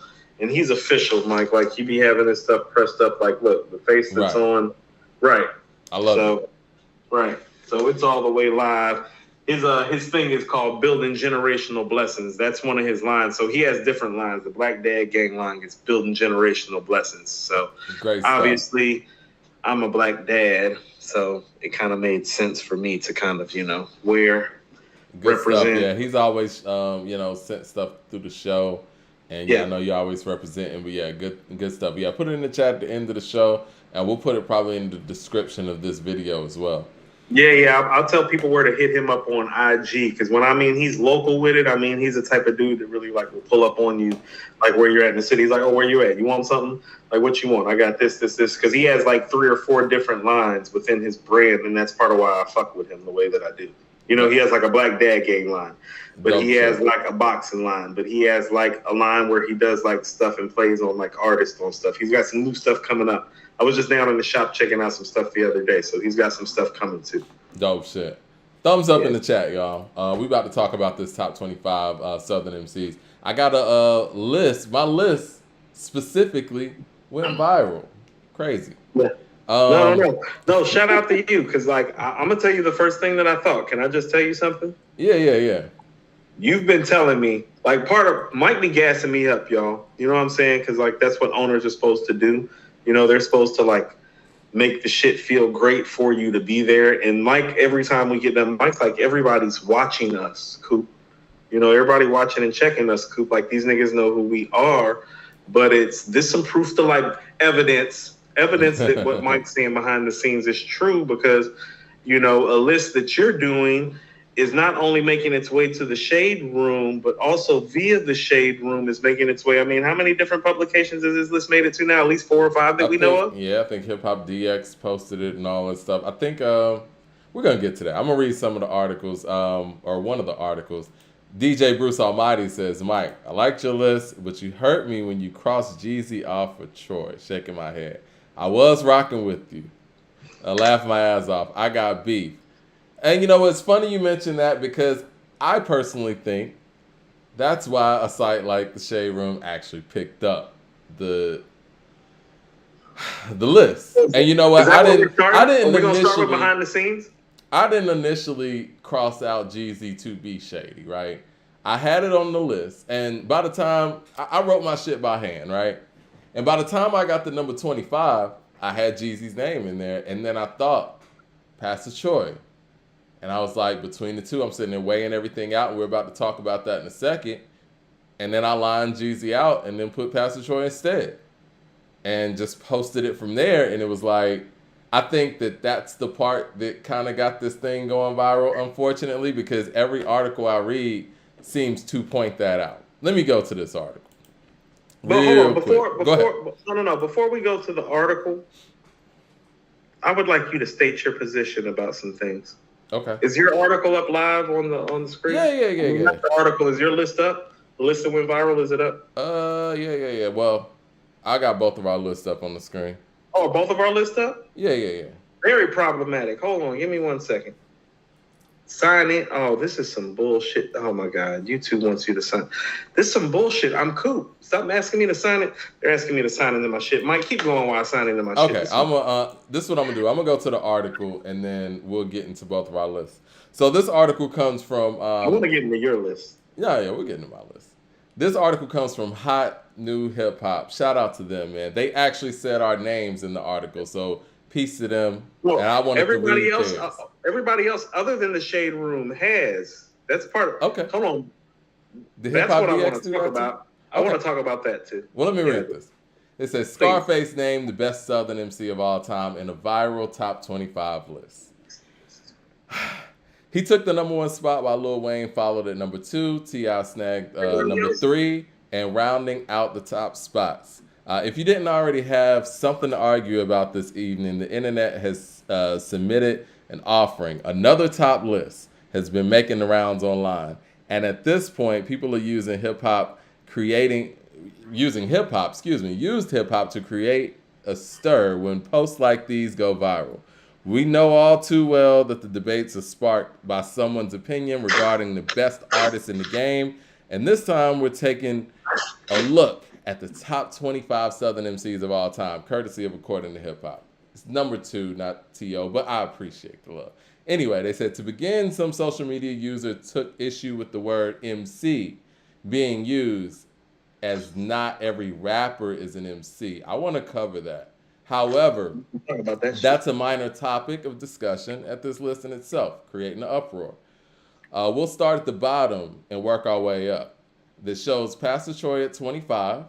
He took the spot, it seems, as an afterthought because Jeezy initially held the position until he was crossed off the list altogether. Making our way up, next is Killer Mike at 24, Quavo at 23, 2 Chainz at 22, Big Crit at 21, and closing out the 20s is Currency. Mystical was able to snag number 17, Project Pat at number 10, Bun B landed 14, Andre was 9, just below Outkast group mate Big Boy, who made number 7, and just above him 6, Rick Ross. We'll take a look at the list in its entirety below in the number 1 spot, which sparked conversation. Let's talk about that MC and rapper thing.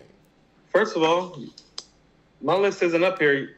I can't see it, but I know what my list is. Your list is very problematic. Hold on. You don't see it up on the screen now? I don't care about that. I know what my list looks like. Okay. Let's talk about your list. Your list. LP says they're accusing y'all of doing what they do. LOL. All right, what problem do you have on my list? Very acute. What? What problem do you have on my list? I would love to address every part of it. Because you know what? Do you want me to give you the problems that I have with my list? I'll let you go first. What I'm saying. See, I need somewhere where I can just like look at your list. Can you like text me your list? I'll text you my list real quick. I But just wrote some things down right quick. First of all, you have Luda at 18 and Gucci at 19. Please explain yourself. hold on 1 second. Let me send you the list real Yeah, quick. send it to me. I'll text you Quavo that. at 23 is a problem, Mike. I told you Quavo at 23 is a problem. I don't think so. Quavo's not a top 25 Southern MC, Mike. He's not. Okay. You see, you're talking like you're kind of giving like you're giving like Quavo like some Bill Russell type credit, but that you don't be giving Bill Russell. It's like, oh well, he's such a great team leader. Nah, he's a part of such a lot great of builder, greats. and it's like he's like it's like no, like it's like Mike, it's like we on some rap shit though. So it's No, like I hear Quavo. that. But see, this is the thing, and I'll preface this list with this. Quavo's just too high, Mike. You got Quavo at 23. That's the first thing I want you to explain. I want you to explain your rationale. I want to start. Quavo, No. You got Quavo. Think about this. You got Quavo at 23, but you crossed Jeezy out, and Jeezy. Fuck this album shit, Mike. Jeezy made Trap or Die 1 and 2, and you got Quavo at 23, and you got Jeezy crossed out. I'm glad you mentioned Jeezy. Let's take this one step at a time. I want to start it. Let's start at 25. We going through the 12 steps? Let's start at 25, right? And right. all of this stuff with the whole Jeezy and Pastor Troy and all of that. I want to start with this, right? And for people who don't know, Pastor Troy is somebody who came along from on an independent level. And what was that, 99? From Augusta, Georgia, took Atlanta by storm. Took over. That I Declare War was everywhere. And it wasn't just a one-hit wonder with We Ready and all of that. He had shit all over the place. He was running the city. The belt was autonomous with him, his movement, to the point where, like I said offline, there were like 3 other MCs who were just totally jacked his style and had hits with it. Drama had Left, Right, Left. Miracle had Bounce at the time. Archie Eversole, rest in peace, he had his record. What's the name of that record? We Ready. Yeah, same title, right? And Troy was a flag bearer. Everybody needed Troy on the record. Ludacris on his independent release, Incognito, he needed Troy on that record as an independent artist. T.I. on I'm Serious, he needed Troy on the remix of I'm Serious to have a record that was banging in Atlanta at the time, because none of those really caught wind except for Dope Boys in the Trap. And that kind of like, that was one of those things that kind of took legs later on. Saying all this to say, anybody who's aware of Pastor Troy's record, Are We Cutting, that Timbaland produced, that was on the Triple X soundtrack, knows that Jeezy, young Jeezy, stole Pastor Troy's style. Now, it's highly documented as well. Troy's even talked about it in interviews. He said they had the same producer, Shawty Red. Shawty Red allowed Jeezy to use his flow. And it is what it is. I remember, and this is just my experience with it, right? At the time, I was working in Atlanta radio. I was in those music listening rooms they used to have where they would get everybody that was in radio and play the new stuff that was about to be added to rotation. I remember hearing Jeezy stuff before it even got on the radio, even before that. And I'm sitting here listening to this like, y'all don't hear that he had taken Pastor Troy's whole flow, whole style, and everything. And I guess everybody ignored it, right? Whatever. That's fine. And maybe the rest of the world doesn't know that. But again, we talk about hip-hop here, right? I can't sit there and put somebody over the person that they totally jacked their whole style from. Can't do it. That's why it was lined out. I had Jeezy's name there, and then I thought about it. I was like, I'm looking at Troy's impact. I'm looking at all the people that pretty much ate off Troy and never really gave back, to be perfectly honest. You know what I'm saying? And the list goes on and on when it comes to that, because he was bigger. When Troy came through the door, he was bigger than Luda. He was bigger than T.I. He was bigger than Lil Jon. He was bigger than all these guys. And when these guys got their opportunity, they didn't reciprocate that. And this is from somebody at the time, I wasn't even a Troy fan like that. I'm just observing the movement. And the movement was real. This man was Mr. Birthday Bash. And for people who don't know what Birthday Bash is, that's Atlanta's version of Summer Jam. So we're not going to act like this didn't happen. And it's one thing that he did all these things and doesn't get credit for it, but I'm not going to put the person who stole his whole fucking style over him. I'm just not going to do it. It's hip-hop, right? I got a thumbs down. Great. DJ Bruce Almighty says, I'm from Miami. What made you take off Trick Daddy? Yes, I have a problem with that. I'm going to address that. And I'm wrong. I think Trick Daddy deserves to be on there. And he said, Top do you 25? really... You think Trick Daddy's top 25? I think so. He said, Both do of you y'all really tripping. have Project Pat over him? Yes, I do. Quavo. Both of y'all tripping. Yeah. Both of y'all tripping. Maybe I'm biased because I'm from Florida. You know what? I think that... I'm going to address that in a second. I do think I need to put Trick on here over somebody. And you might hate who I'm going to put him over. Man there with the super chat says, I can't even remember a Quavo bar. No classics. He's right. That's what I'm saying, Mike. Like when you say Quavo, like you got Quavo? I said LP says, Pastor Troy is not a better MC than Fonte, Jeezy, Rhapsody, Trick Daddy, and a host of others. That's local stuff. He influenced Miracle, Horrible. Okay. So y'all really hold on. I want to address that because I know you're a Jeezy fan, right? You really think Jeezy is a better MC than Pastor Troy? Bar wise, so, does Jeezy have a vice versa out there? Hold on. So that's what I'm saying. This is like, let's cut all the album shit, Mike. That's what I was about to tell you. Trap or Die 1 and Trap or Die 2 is better than everything Pastor Troy's ever made. I disagree. Hold on. Literally, with the exception of We Ready, vice versa. But you are totally right about the whole we cutting thing. Friday night. Yeah. Homes. Yeah. He in the background going, yeah. Where you been all my lifetime? Well, let me fuck you to the sunshine. No. Like, yeah. That's true. Does Pastor Troy have a Trap or Die 1 or 2? Fuck the album shit. Does he have a Trap or Die 1 or 2? Tell me. I would say... here. No. You're not even going to let me answer. Because if you want to bring... No, because here's my thing with you putting Troy right there, and this is where people probably took issue with it, and this is probably why the Shade Room put it on, because it's gossip worthy. Mike, down here in Atlanta, and this is what I'm saying. How about this? I done ran into the nigga Troy and talking broke bread with him. I had his number once upon a time. I done told you, I done had conversations with Jeezy before too. I knew some of Jeezy's people through some of my fam. Down here, Mike, did Pastor Troy have anything that rung bells in this city like Trap or Die 1 and 2? Fuck that album shit. We ready. That's what I'm saying. You talking about one song. No, I'm talking Ready for War. Yeah. But that's what I'm saying, Mike. So listen to what I'm saying. So you talking about Trap or Die 1 and 2 where he's rapping over other people's shit? No, listen to what I'm about to tell you. Part of the reason why you and I have the same guy at number 1, although our lists differ at different points in different ways. Like our top end is actually kind of the same. Mm-hmm. You know what I mean? Because we kind of feel the same way about a lot of things, even though it may like differ just like slightly. But at the top, we have Scarface.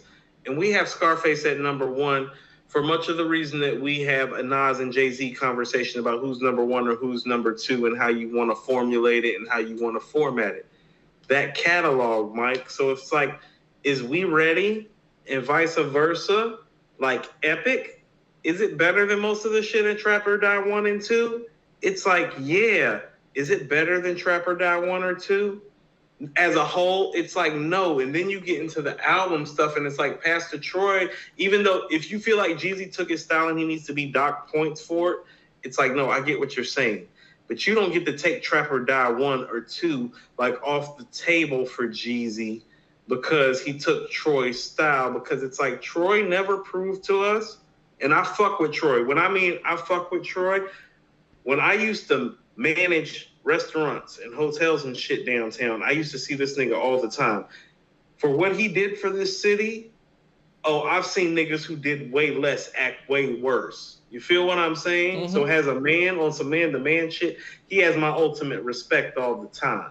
He's an ambassador, man. And I'm not even a fan, like, musically that. No, yeah. I mean, Mike, I could tell you I could get even more personal with it and tell you how I knew him once upon a time even more. But just like as a man, like on some man-to-man shit, like on some G shit, like on some what up, dap you up, say hello to you, talk to you, give you his phone number, break bread with you if he see you about your business type of nigga. Oh, no. He stand up. But as far as this rap shit is concerned, you feel me? You keep talking about Trap or Die 1 and 2. I can't put him ahead of Jeezy just off Trap or Die 1 or 2. You keep talking about Trap or Die. That's without 101, 103, or The Recession. You keep talking about Trap or Die 1 and 2. And, you know, and I'm just going to say this respectfully. I wasn't that impressed by them. I'm sorry. I just wasn't. I wasn't. Mike, listen, and this is for me. This is for me. Mike. The streets of Atlanta say yes. I mean, the streets of Atlanta said yes to Troy, too. No. I mean, and the streets said yes. Listen to what I'm saying, though. The street said the same thing about Troy, right? Yeah, but not as... No, Mike. I disagree. What Jeezy did has never been done down here since, including T.I. But the way Jeezy had the streets has never happened. No. But let's be real, Coop. Never happened. It was more than music. It was more than music, though. We talking music. It was more than music. Eric Terrell with the super chat says. Okay, so this is the thing. Okay, so peep my style. This is what I mean when it's different. I'm in Midtown. I'm making a play. This is. Oh shit! What year is this? Oh Mike, fuck! This is literally 14, 15 years ago. This is before Asai is even born. It's before my daughter's born. I'm with a dude from New York, right? We're riding, and he's like, this Jeezy hood we riding through. Like, I knew it was Jeezy hood. I'm from down here, even though I've been in Cali. But Mike, that's what I'm saying. Like, that was different talk. He was on the Def Jam, great marketing. When they was down. No. He was on the Def Jam, great marketing. No. He resonated with people differently, though. And that's what I'm saying. Like, no. That shit matters. You got to have the people behind you. Ain't nobody ever had the people behind him in a metropolitan area in the South the way Jeezy had Atlanta Troy behind was the him. People's champ. Like, you don't get to take that away. It's not. No, I'm not taking anything away. No metropolitan area. I'm saying, listen, I'm not taking anything away. I'm just saying between the two, I saw people galvanize behind Troy basically from nothing, man. Like, it's different. We all know shit. Mike, you talking that AUC shit. I'm not talking about AUC shit. I'm talking period. Like, Noble playing GA was an anthem, man. Eric Terrell with the super chat says, Kilo Ali set it off for Atlanta. He out-rapped both Lists, Cocaine, White Horse, Love in Your Mouth, and Baby Baby, etc. I love Kilo. You know what I'm saying? Yeah, like, and if we talking the Atlanta list, you know, I could go on and on. Is the first like banger I ever heard come out of Atlanta. Old Bally says, where's Master P? Ghetto D is a classic. I love Master P too. Hold on. Let me finish this. This is what I'm saying. Because Hold on. But see, what we don't get to do, hold on, I'm a fantasy super chat and I want to respond to something he said. Mike, your list is trash. Stealing Styles is nothing new. Pastor Troy gets no run in Jersey ever. Jeezy is a legend in these parts. But honestly, and this is what I was saying earlier, and I said this. I want to finish this though. Respectfully, respectfully. I'm sorry. No, I ain't talking to you. Respectfully, I'm saying a Southern list. It doesn't matter what Jersey thinks to me, and you might view it differently. I'm viewing this from a Southern scope. And I'm just saying, like, Jersey probably ain't bumping 8-Ball and JG either. That doesn't matter to me. It doesn't matter to me. Like, and I say that respectfully, Jersey. You know? I get it. I get what you're saying, but Mike, listen to what I'm telling you. When I'm coming back from Cali, you talk about other places again. No, listen. No, I want you to let me finish. You got to let me finish. Okay. When I'm coming back from Cali, okay? Mm-hmm. And I'm making a move with somebody that's from New York, right? And we are both on the same shit, and we're making a move. And the meeting point in our conversation is Jeezy and the corners he used to be on. That means the music that he's making has hit different than what Pastor Troy is doing. It's gone further. And so you're speaking like I hate to be the one to break it to you. Listen to what I'm about to tell you. On Piggy Bank, the only part about Piggy Bank where I thought 50 really got anybody was when he told Jadakiss, yeah, in New York, niggas like your vocals, but that's only in New York, dog. Your ass is local. Well, that was the strongest shit about Piggy Bank. And when I was riding with the dude from Brooklyn, and I just came fresh from Cali, and we riding through Jeezy's corners, and we having a whole Jeezy conversation. I ain't been in the A in 3 years. This nigga just moved down here, and we talking about this nigga corners, and it's like Trapper.2 is not out yet, Mike. So what year are you talking about? Trapper.1. What year are we talking? Different in terms of how it's resonating with the streets, and Troy never did that. And yes, that shit matters. What? No. I'm gonna address that. I'm gonna come back from Cali and get a nigga from New York, and we ride through Jeezy corners, and he knows Jeezy corners more than I do. That affects shit. That means the shit that Jeezy's saying went past Atlanta. That means that Jeezy signed to Def Jam and the other guys independent. But that's what that means. But this is what I mean. Even Def Jam, even Def Jam signing Jeezy is legendary because it's like Jeezy was like, "Well, I don't need this money or need this deal." Jeezy has been signed to Def Jam since the beginning. And you know what? This is the thing. This is the thing, man. I remember. You think Quavo better than Jeezy? Let me finish real quick. I'm gonna get to that. You think Quavo better than Jeezy though? Because I'm gonna get to that. Like, I want to take one point at a time. Let's talk about the Def Jam thing. Because I remember way back in the day, man. This is when we was at Georgia State or whatever. I was with Ron. We went to Strokers, right? It's the first time I had ever heard of Jeezy. And this is when I was working in radio too. So it was before it hit the radio. We were at the strip club. They kept playing Jeezy, right? And it was, and we was asking the stripper, like, who is this? She was like, this is Jeezy. He be making it rain, whatever. And she gave us one of those, burnt CDs from back in the day. The shit said Def Jam. So the first thing I've ever seen with Jeezy on it, it said Def Jam. And again, there's no way I can confirm that. I remember what I saw, I know what I saw. But to confirm that even further, I was watching Jeezy on, I think it was TV One, where he was talking about his life. I think it was like one of those uncensored. And he said Kevin Lyles signed him to Def Jam. Kevin Lyles left Def Jam in 2003. Listen, I'm just saying. So all of this stuff that, looked and appeared to be grassroots was Def Jam funded. And we are comparing the impact. Let me finish. We're comparing the impact of an independent artist versus a major artist. No, I can't let you do that. It's the truth. Can't let me do what? It's the truth. He was signed. No, it's not the truth. It's not the truth. I'm going to tell you the truth. Kevin Lyles didn't sign him. He said this. Listen to what I'm telling you. I'm telling you about the story when I got back from Cali. Okay. You want to hear the story right before I left for Cali? Go ahead. I'm pulling up with my brothers, with the twins. They going to see their man Anwar. Anwar dead now.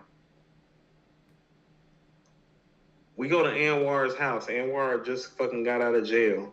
He was fucking selling his ride so he could fucking pay all his bills. He had some kids and shit. His baby mama was tripping. Anwar was one of Jeezy's right-hand man. One of the last things I seen, Mike, before I left Atlanta was a tape before the nigga Anwar died that my brother showed me with him on stage with Jeezy right before he had got popped and shit. Okay? Jeezy had it like that before Def Jam ever fucking popped up in these streets.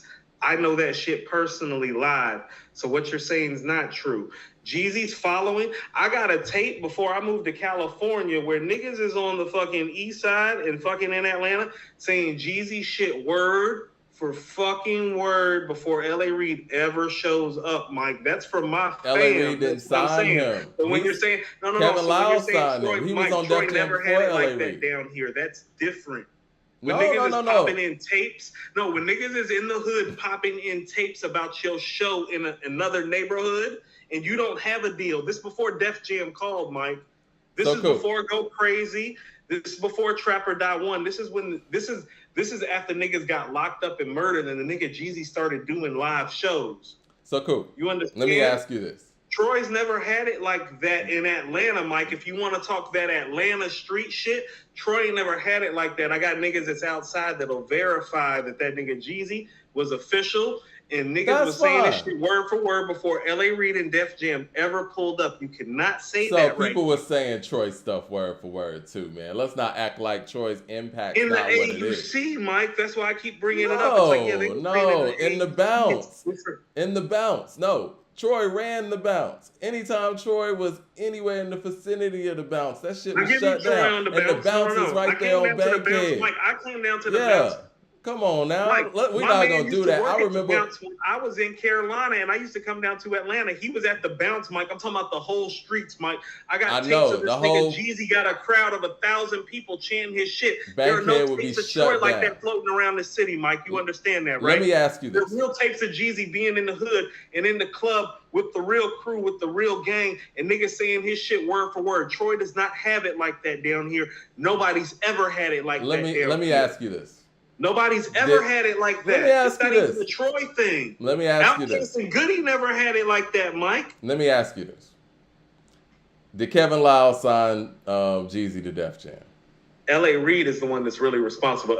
Kevin Lyle is the guy that they sent to do the Brandon and Mark, and L.A. Reid is the one that got that deal closed. L.A. Reid's the one that got that deal closed.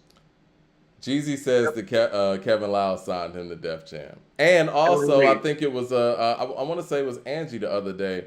They were talking to like Fat Joe or something, and they were just talking about how things changed for Jeezy specifically when Jay-Z came in the building. And Jay-Z actually became president of Def Jam in like 2004. Christopher Hogan with the super chat says, P. Troy is not better than Soulja Slim. LP says, Mike, how you feel about Jeezy is how I feel about T.I. Let's see. I know we missed a whole bunch in this exchange that we just had. Let me see. Jay Short says, I feel you, Mike. Because you feel like Jeezy took Troy's style. That doesn't make Troy the better artist, though, Mike. I think that, outside of that, I think that Troy's run was longer. I think that Troy's run was more impactful in its time. It was slightly before everything. I think that Troy not only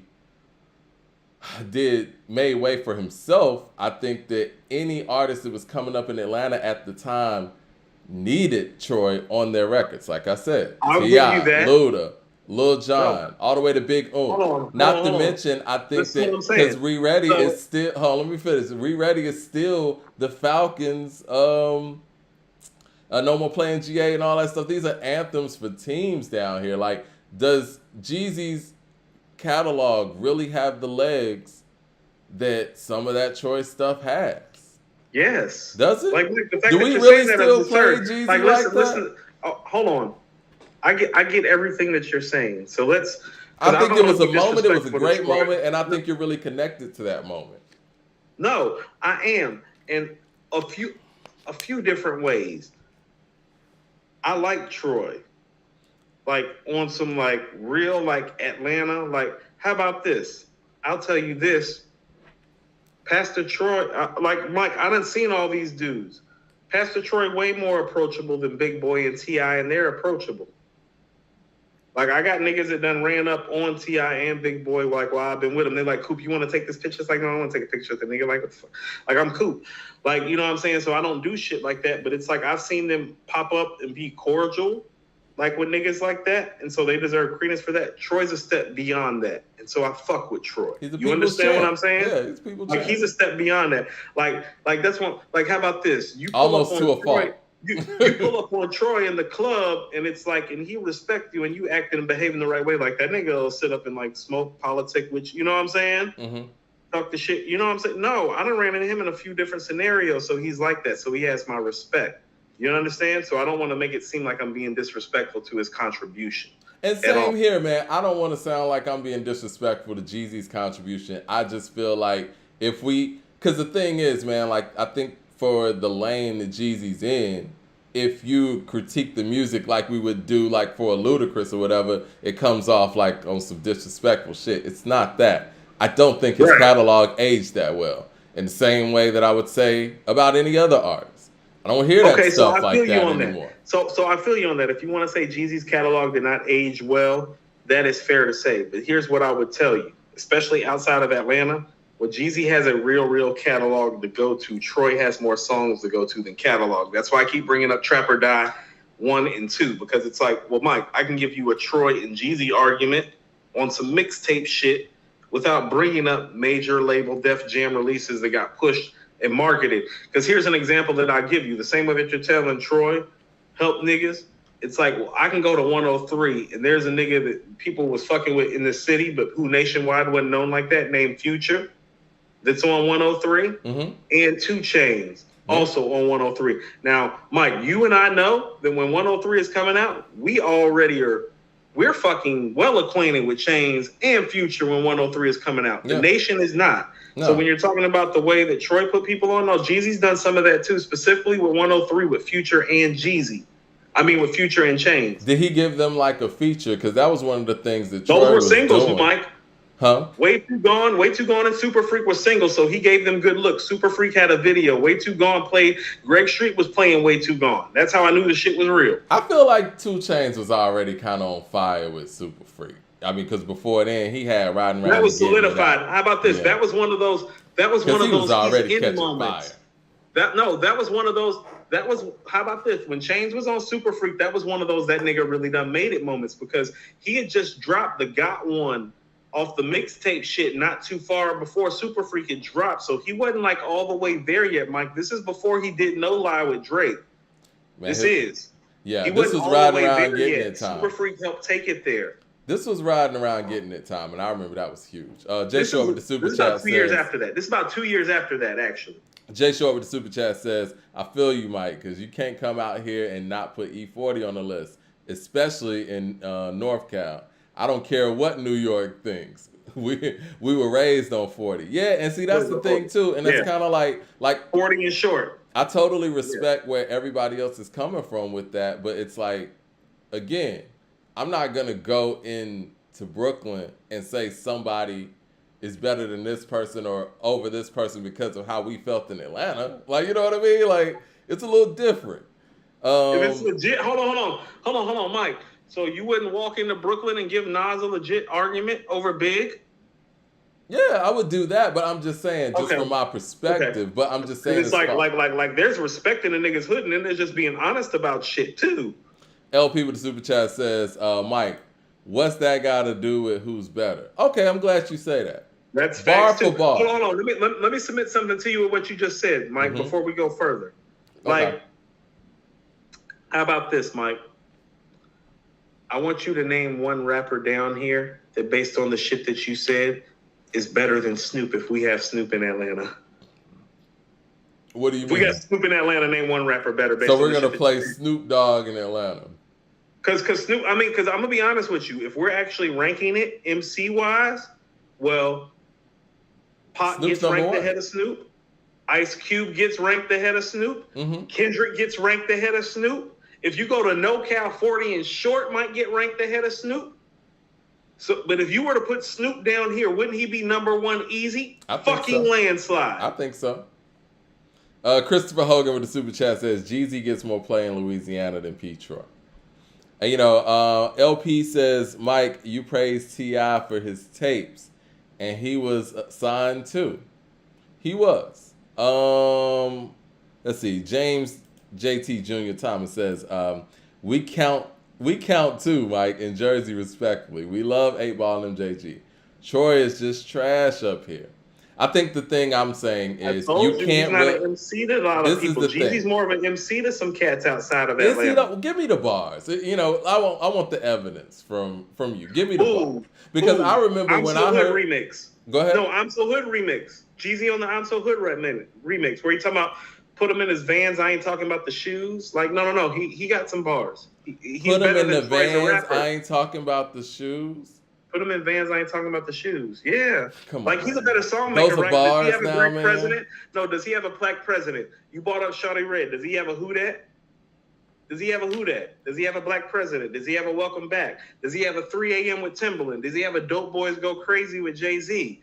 Does he have a bang with T.I. and Scrappy? Where are the bars on these records? Give me the bars. And an ovation. No. I'm not talking about bars because neither one of them are bar rappers. Okay. Jeezy's the far superior song maker. You think so? If you want to tell me, does he have a vice versa? Well, that's what I'm trying to tell you. If you want to say No More Play and GA and vice versa is better than everything Jeezy's made, it's like, okay, but it's like standing ovation. For me, The City is probably better than any song that Jeezy ever made. That's Oh, actually I my love favorite. The City. That's I love my The favorite City and Troy vice record. versa. That Okay, shit but if you crazy. want to, but this is what I'm saying. First of all, I don't agree with that because it's like I listen to shit like Go Hard on Trap or Die 2. It's like better than that to me, or like comparable. Illin with the Clips. The shit with Plies. I love it's Illin. like, no, Mike, he's a better collaborator. He's a better song maker. If you want to say bar-wise is comparable and he stole his style, it's like, I get you. I'm going to say this. I've never been impressed with Jeezy as a rapper. And I guess maybe that's where a lot of this is stemming from. I used to think he was more of a comedy rapper where, like, I remember he was on the Fabulous record where he was like, Jeezy Commando. You know, matter of fact, I ain't Fat Joe, but I can make you lean back. Save your ammo, don't waste it. Got him dodging bullets like he in the Matrix. And we used to laugh at Jeezy's lines. Like, I mean, the movement was real. Bitch Get Your Mind Right is my favorite Jeezy song. Hold on. I like Kendrick You Did. references Jeezy on Good Kid, Mad City, Mike. He resonated. I know. Yeah. That's cool and all, but you know. Where's Pastor Troy getting referenced on an album of that caliber? Literally, Mike, and I know because I moved from where Jeezy is from to where Kendrick is from. I've like actually moved there. That's a whole 3,000 mile separation. If you want to be exact, Mike, about 2971, if memory serves. So tell me why Pastor Troy doesn't resonate on an all-time great album like Good Kid, Mad City. Again, you know me. The niggas in Compton riding around listening to Jeezy for a reason, Mike. You know I don't care about cosigns, man. I mean, I would be a hypocrite if I said I did, because when people big up Eminem, that doesn't matter to what my ears. You can't say that you don't believe in cosigns, though, Mike. I didn't say I don't believe in them. I take them with a grain of salt, and I think it's cool. You know what I mean? That people have influences. It's generational, and it's honestly geographical too. But when we're talking about somebody that had a huge Def Jam push, that's what they came up on. It is what it is. But this is what I'm saying, Mike. I'm objective. Like, how about this? Like, the nigga Jeezy done heard my music and, like, kind of faded on me. Like, the nigga Troy never heard my music, but, like, was cooler with me. It's like, as a person, it's like I actually prefer Troy, but it's like we talking, like, some music shit. And on some music shit, it's like Jeezy's just superior, like, every way. I'm neutral in the sense that I'm not a fan of either, to be honest. I just know what I saw when it comes to, you know, the people around me. Just the whole city and how people galvanized behind, you know, one that was super early and did it from an independent standpoint, where the other one was signed to a major the whole time. You know what I mean? Like that's the stark difference there. And I think the one thing about Troy, where he may have misstepped, I think Troy waited too long to sign his deal with Universal, because, like I said, from an independent standpoint, he was out here killing it.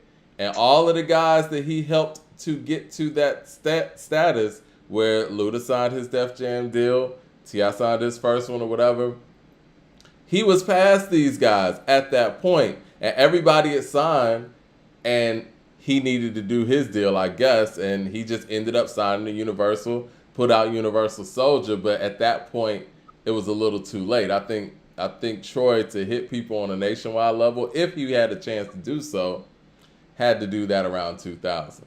But I think he had a local sound. I'll give you that. Okay, so this is what I'm trying to submit to you. When I left Atlanta, summer of 2005, Jeezy had shit on lock in the streets before I left. Without a deal. This is after all of Troy's shit. Mike, this is after T.I. has dropped I'm Serious and trap music. What year are we talking? What year? No, listen to what I'm saying. T.I. has dropped trap music. What year? We talking 03? No, I'm talking 05. I left for Cali in the 04, 05. Jeezy had a deal by then. No, he did. Mike, that's what I'm trying to tell you. He said Kevin Lyles signed him. Kevin Lyles was at Warner in 04. Look up. You be doing your Googles. Look up when Kevin Lyles left Def Jam. When does 101 come out? 101 came out in 05. 101 came out in 05, Yeah. right? Look up when Kevin Liles left Def Jam. Do that. Well, let me go to He these has super a deal chats in real 101, quick. right? Like, listen to what I'm saying. When I'm leaving Atlanta, he has shit on lock. The Manny Fresh song is out. When I'm leaving, Mike, when I come back 2 years later, guess who still has shit on lock? Troy never had it like that. I disagree. When I came back to Jeezy and Jazzy Faye in the Lambos in Atlantic Station. Not nobody talking about Troy. Sorry, Mike. No. Let's do the years real quick, because this is what I will say. Troy had Atlanta on lock 99, 2000. I would say 2001 as well, right? What years would you say Jeezy had Atlanta on lock? I'm giving it 05. Okay, so when did trap music drop? 03. 04, 05, 06, 07. No. No. Mike, ask niggas outside, no. Mike. I'm sorry, but you're just wrong. No, I'm not wrong with that. I would give 05, maybe 06, because 05 was Mike, that you're summer. Wrong. Mike, you're wrong. I'm not wrong. I am not wrong. He had the streets. Mike, he had the streets so much that he makes Good Kid, Mad City in 2012. Okay. Mad Max with the super chat says, you don't have, Mike, you don't make an album from a dude in Compton, California, having shit on lock in Atlanta for a year. I'm sorry. It was more nationwide at that point. Happen. That's why we got people from Jersey defending it. Mike, if you can give me some evidence where an artist... I would love, you know what? I'll come back with evidence. Let me finish. When an artist from a coast has influenced another artist to 5 to 7 years after that artist dropped to reference them on an album, that means you got the streets, Mike. That's like referencing Dr. Dre and Snoop. That's like referencing NWA. That's like referencing Public Enemy. That's like referencing Rakim. He had the streets like that. And you just don't want to give it up to him, but that happened. Where the bars, man? Mad Max with the super chat. No, the bars aren't there, but Mike, it happened. Mad Max with the super chat says, listen to this, Coop. Sounds like me defending 50. Yeah. It does sound very similar. Unknown says, no horse in this race, but Troy did it without BMF. DJ Bruce Almighty said, Troy wasn't always in... Can I speak to the other side of that? Hold on. DJ Bruce Almighty, home real quick. Let me get through some of these. Says Troy wasn't always independent either. He signed to Universal after We Ready, I Declare War. He didn't have 3 good projects, man. LOL. And I like Troy. Yeah, I mean, at the time, it was like Troy was pretty much forced to do this deal after everybody ended up doing the same thing. So are we cutting it vice versa or Universal singles? You know that, right? Vice versa, and are we cutting the Universal shits, though, correct? Are we cutting is vice versa... I think vice versa was as well. LP with the super chat says Fabo's greater than Jeezy. He said Mike said Fabo's greater than Jeezy. No, I didn't say it. I'm just saying, I think that you're really underrating how much Jeezy resonated, not as an MC, but in the streets across the country outside of Atlanta. It's almost like, you're thinking too local about this one. You're almost thinking maybe the way I think about Rhapsody sometime because I'm from Carolina. You feel me? You're kind of thinking the take that I take on Rhapsody because I'm from Carolina is kind of the take that you're taking on Troy because you're from the A. But if you look outside of Atlanta is what I'm trying to tell you. It's I get what you're saying because Troy is so integral to what changed and what happened here. And I don't want to take that away from him. I'm going to say that again for somebody that's ran into him multiple times. He's a great guy. He changed everything, man. And you know what? Everything. And for me, I'm not taking that away. And at that time, me being the rap nerd. Jeezy did, though. Me being the rap nerd. Jeezy did, though, Mike. Mike, I'm sorry. I used to go to Visions. I done been in Visions and been at Bell Bottoms and been at the bars where Jeezy and BMF and them was buying out the bar. The shit hit different with what Jeezy did in the streets. I was at. But we're talking about stuff that has nothing to do with. This is young me. We're talking about stuff that's outside of music, though. I think that's where it gets convoluted. Because we're talking about things that are outside of music. Listen to what I'm saying, though. No, listen to what I'm saying. This is what Jeezy did before a deal. I was in a bar one night. I was with a couple of homegirls of mine. This was probably the year I turned 21. It's really hazy. It's been a lot of drugs and alcohol. Look here. This nigga bought out the whole bar and they announced it on the speaker, and they started playing shit off of Trap or Die that I had not heard yet, like after he did it. My young ass is like, I'm like, who the fuck is this nigga? No, listen to what I'm saying, Mike. Listen to what I'm saying. He's like, I'm like, and this is me. This is young me, 21, 22-year-old me. I'm like, who the fuck is this nigga buying me drinks and like buying out the bar? And like, I'm like, what the fuck is this that they playing? He got like, your support early. Mike, it was a great campaign. It's a great campaign. Mike, the nigga standing at the bar right next to me and literally tapped me on my chest right quick and go, yo, chill. That's me, homie. I'm good people. Drink up.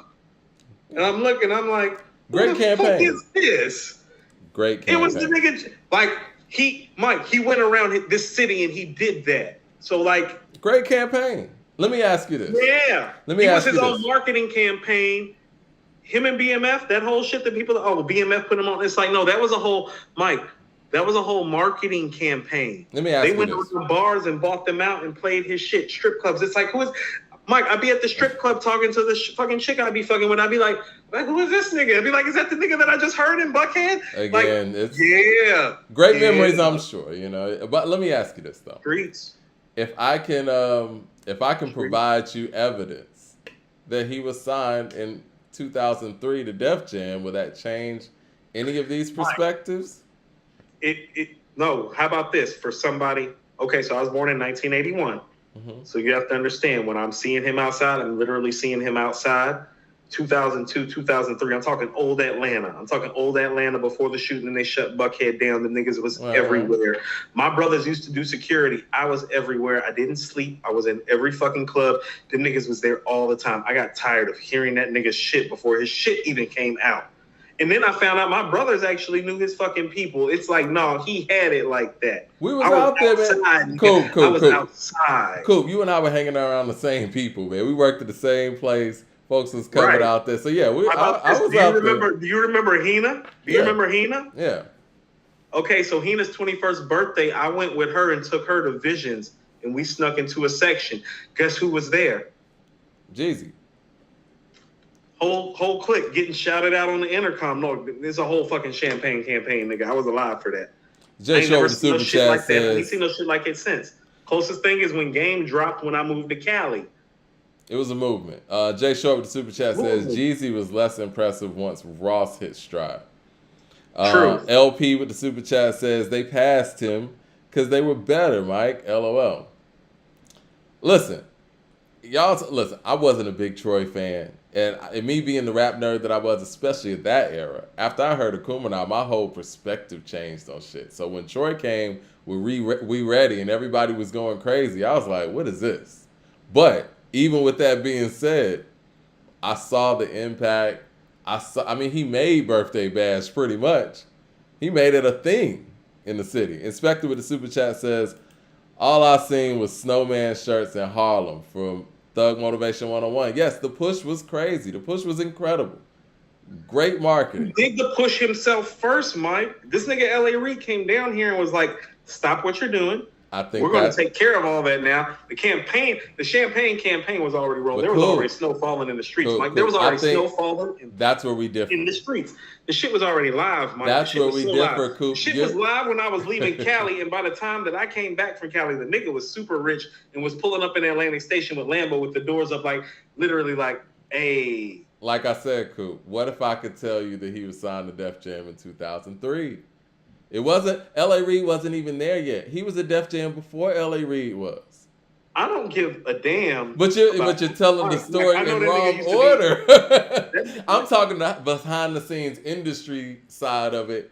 You're talking the street side of it. And I think that there's mixed messaging there. This is hip-hop, Mike. It is hip-hop. This is Atlanta. It is hip-hop. Streets matter. The streets do matter. I pulled up on that nigga one night. Him and Jazzy Faye was in the Lambos together, Mike. That was 06. That was live. There was a crowd of hundreds of people, and they were around Jeezy and Jazzy Faye, because guess who had the streets? And this is 06, Mike. I'm pulling back up. It's late 06. I'm pulling back up. Asaya's not even born yet. My daughter's not even born yet. She's still in the belly. Like, these niggas is outside, and everybody's riding the wave, and it looked the way that it looked when I had left 3 years before. Troy never had it like that, is all I'm telling you. Troy never had it like that. So when you're like, the run is short, it's like, no, nigga, I left, came back. The nigga was coming up. I came back like the nigga had it. I think the marketing campaign was a lot more vast, a lot more behind it. I mean, you had corporations behind it, you had the streets behind it. It was huge.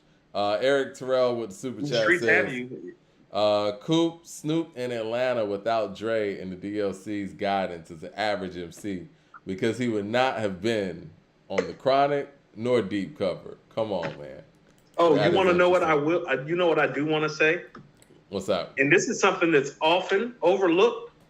Why do we not talk about the fact that it's obvious that the DLC helped co-write Nothing But a G Thing? How does Nothing But a G Thing start? 1, 2, 3 into the 4. Yep. How does this Funky Enough start off? By the way, Yeah. how does this Funky Enough start off? Just little hip hop history moments. So yeah, you know you're who right. the fuck the DLC Same is. shit. Yeah. Right. So the start off to Nothing But a G Thing comes from It's Nothing But a Funky Enough by the DLC. Great record. Right. One of the greatest records of all time. That's one of the greatest MCs of all time. That might be the guy that like never got his real chance. Like that guy. Imagine what he would have done if he would have got Dr. Dre's production like Snoop did for Doggy Style and like got Daz to piggyback and had the whole team behind him. Because he's the one that taught Snoop how to put shit into bar form, is he not? Mm-hmm. I mean, how did him and Dre come together? Do you know? I think it was Easy. Okay. Easy's like the glue to everything. Man with the super chat says Pastor Troy never had the streets of NY like Jeezy. Because again, he was more local, he was independent. By the time he went major, it was too late. Everybody had passed him. Because they had signed their deals before him. That stuff matters too. And I guess again, I get it. We're all looking at it from a fan's perspective and thinking that everything is kind of like, okay, you make the better music, you're going to be pushed to the forefront. You having financial support fucking matters in this game. Especially the way that rollout was. And it was an incredible rollout. And I agree with you. The way Jeezy had the streets was different than anything I had ever seen. And like I said, I was in radio through the T.I., I guess, resurgence, I'll say. Because after he left Arista and hit the streets with mixtapes and ended up on Warner Brothers, he hit the shit in a whole different way. But Jeezy's wave, you're right, was way different than any of that. It kind of mirrored what 50 Cent did. You know what I mean? You want to know what? Okay, so how about this? Let's just kind of compact and unpack some things. Mm-hmm. On a hip-hop level, without bringing up like Usher and TLC and those acts.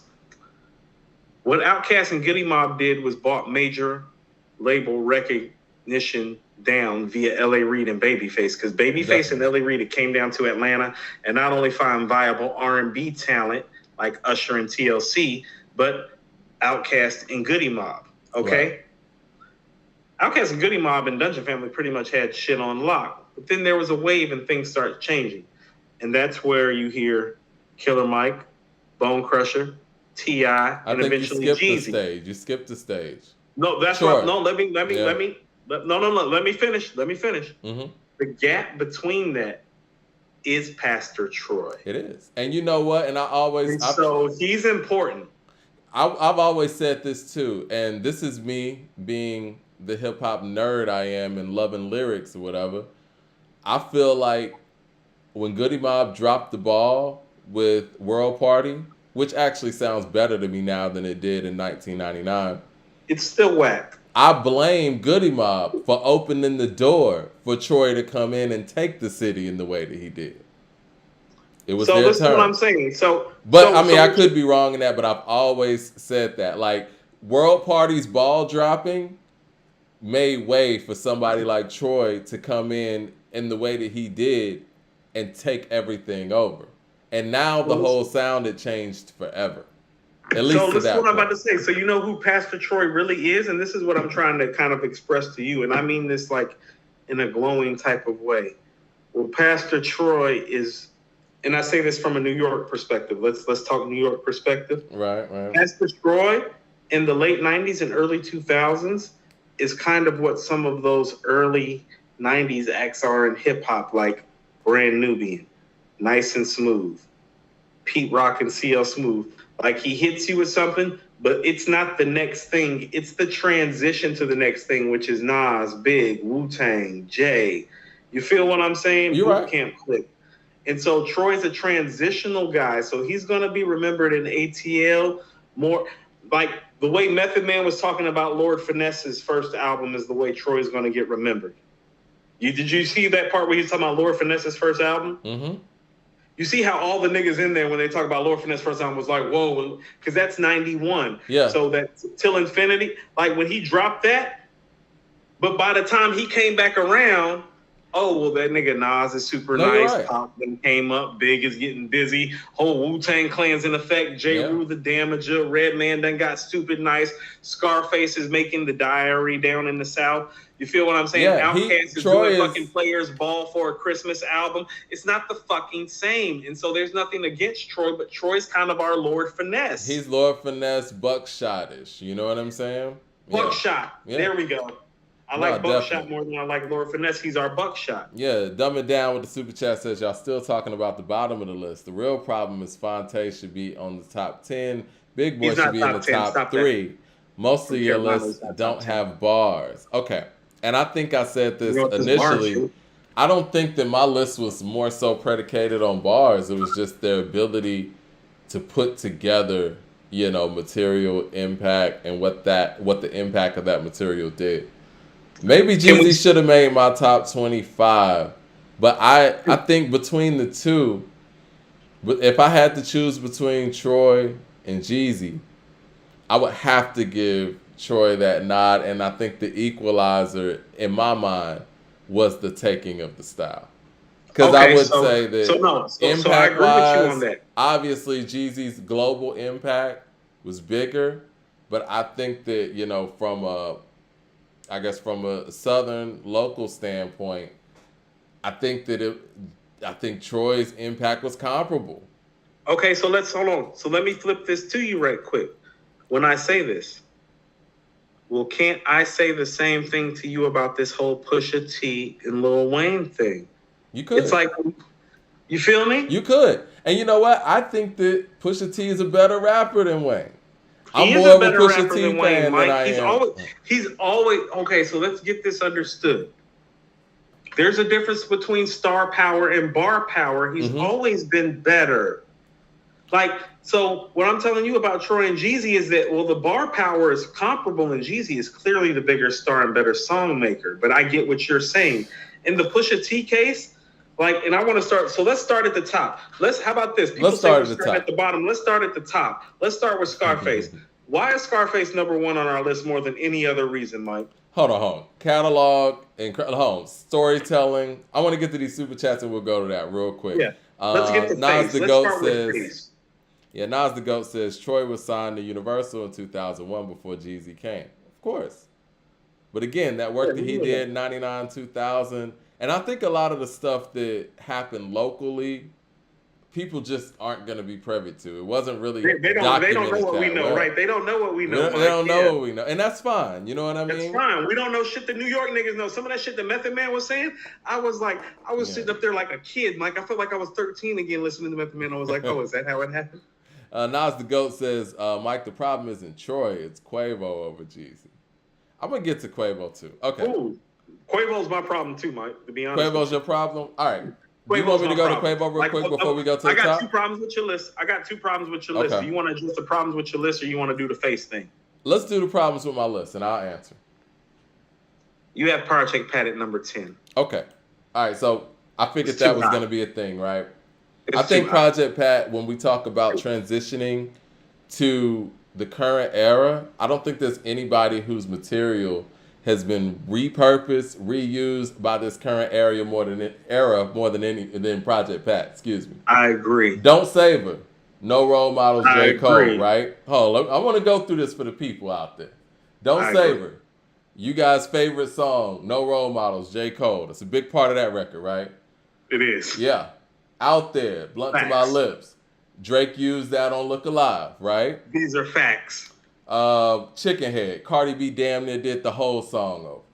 These are facts. Still Riding Clean. A$AP Rocky redid that with Guns and Butter.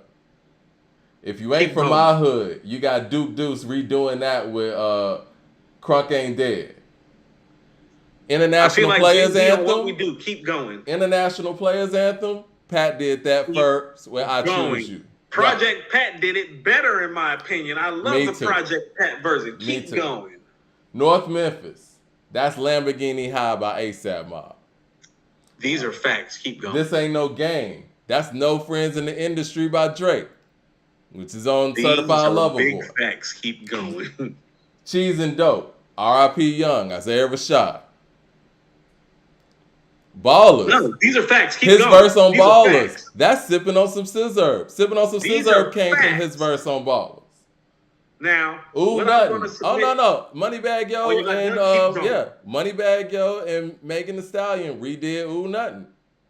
They sure Did they did. not? Keep going.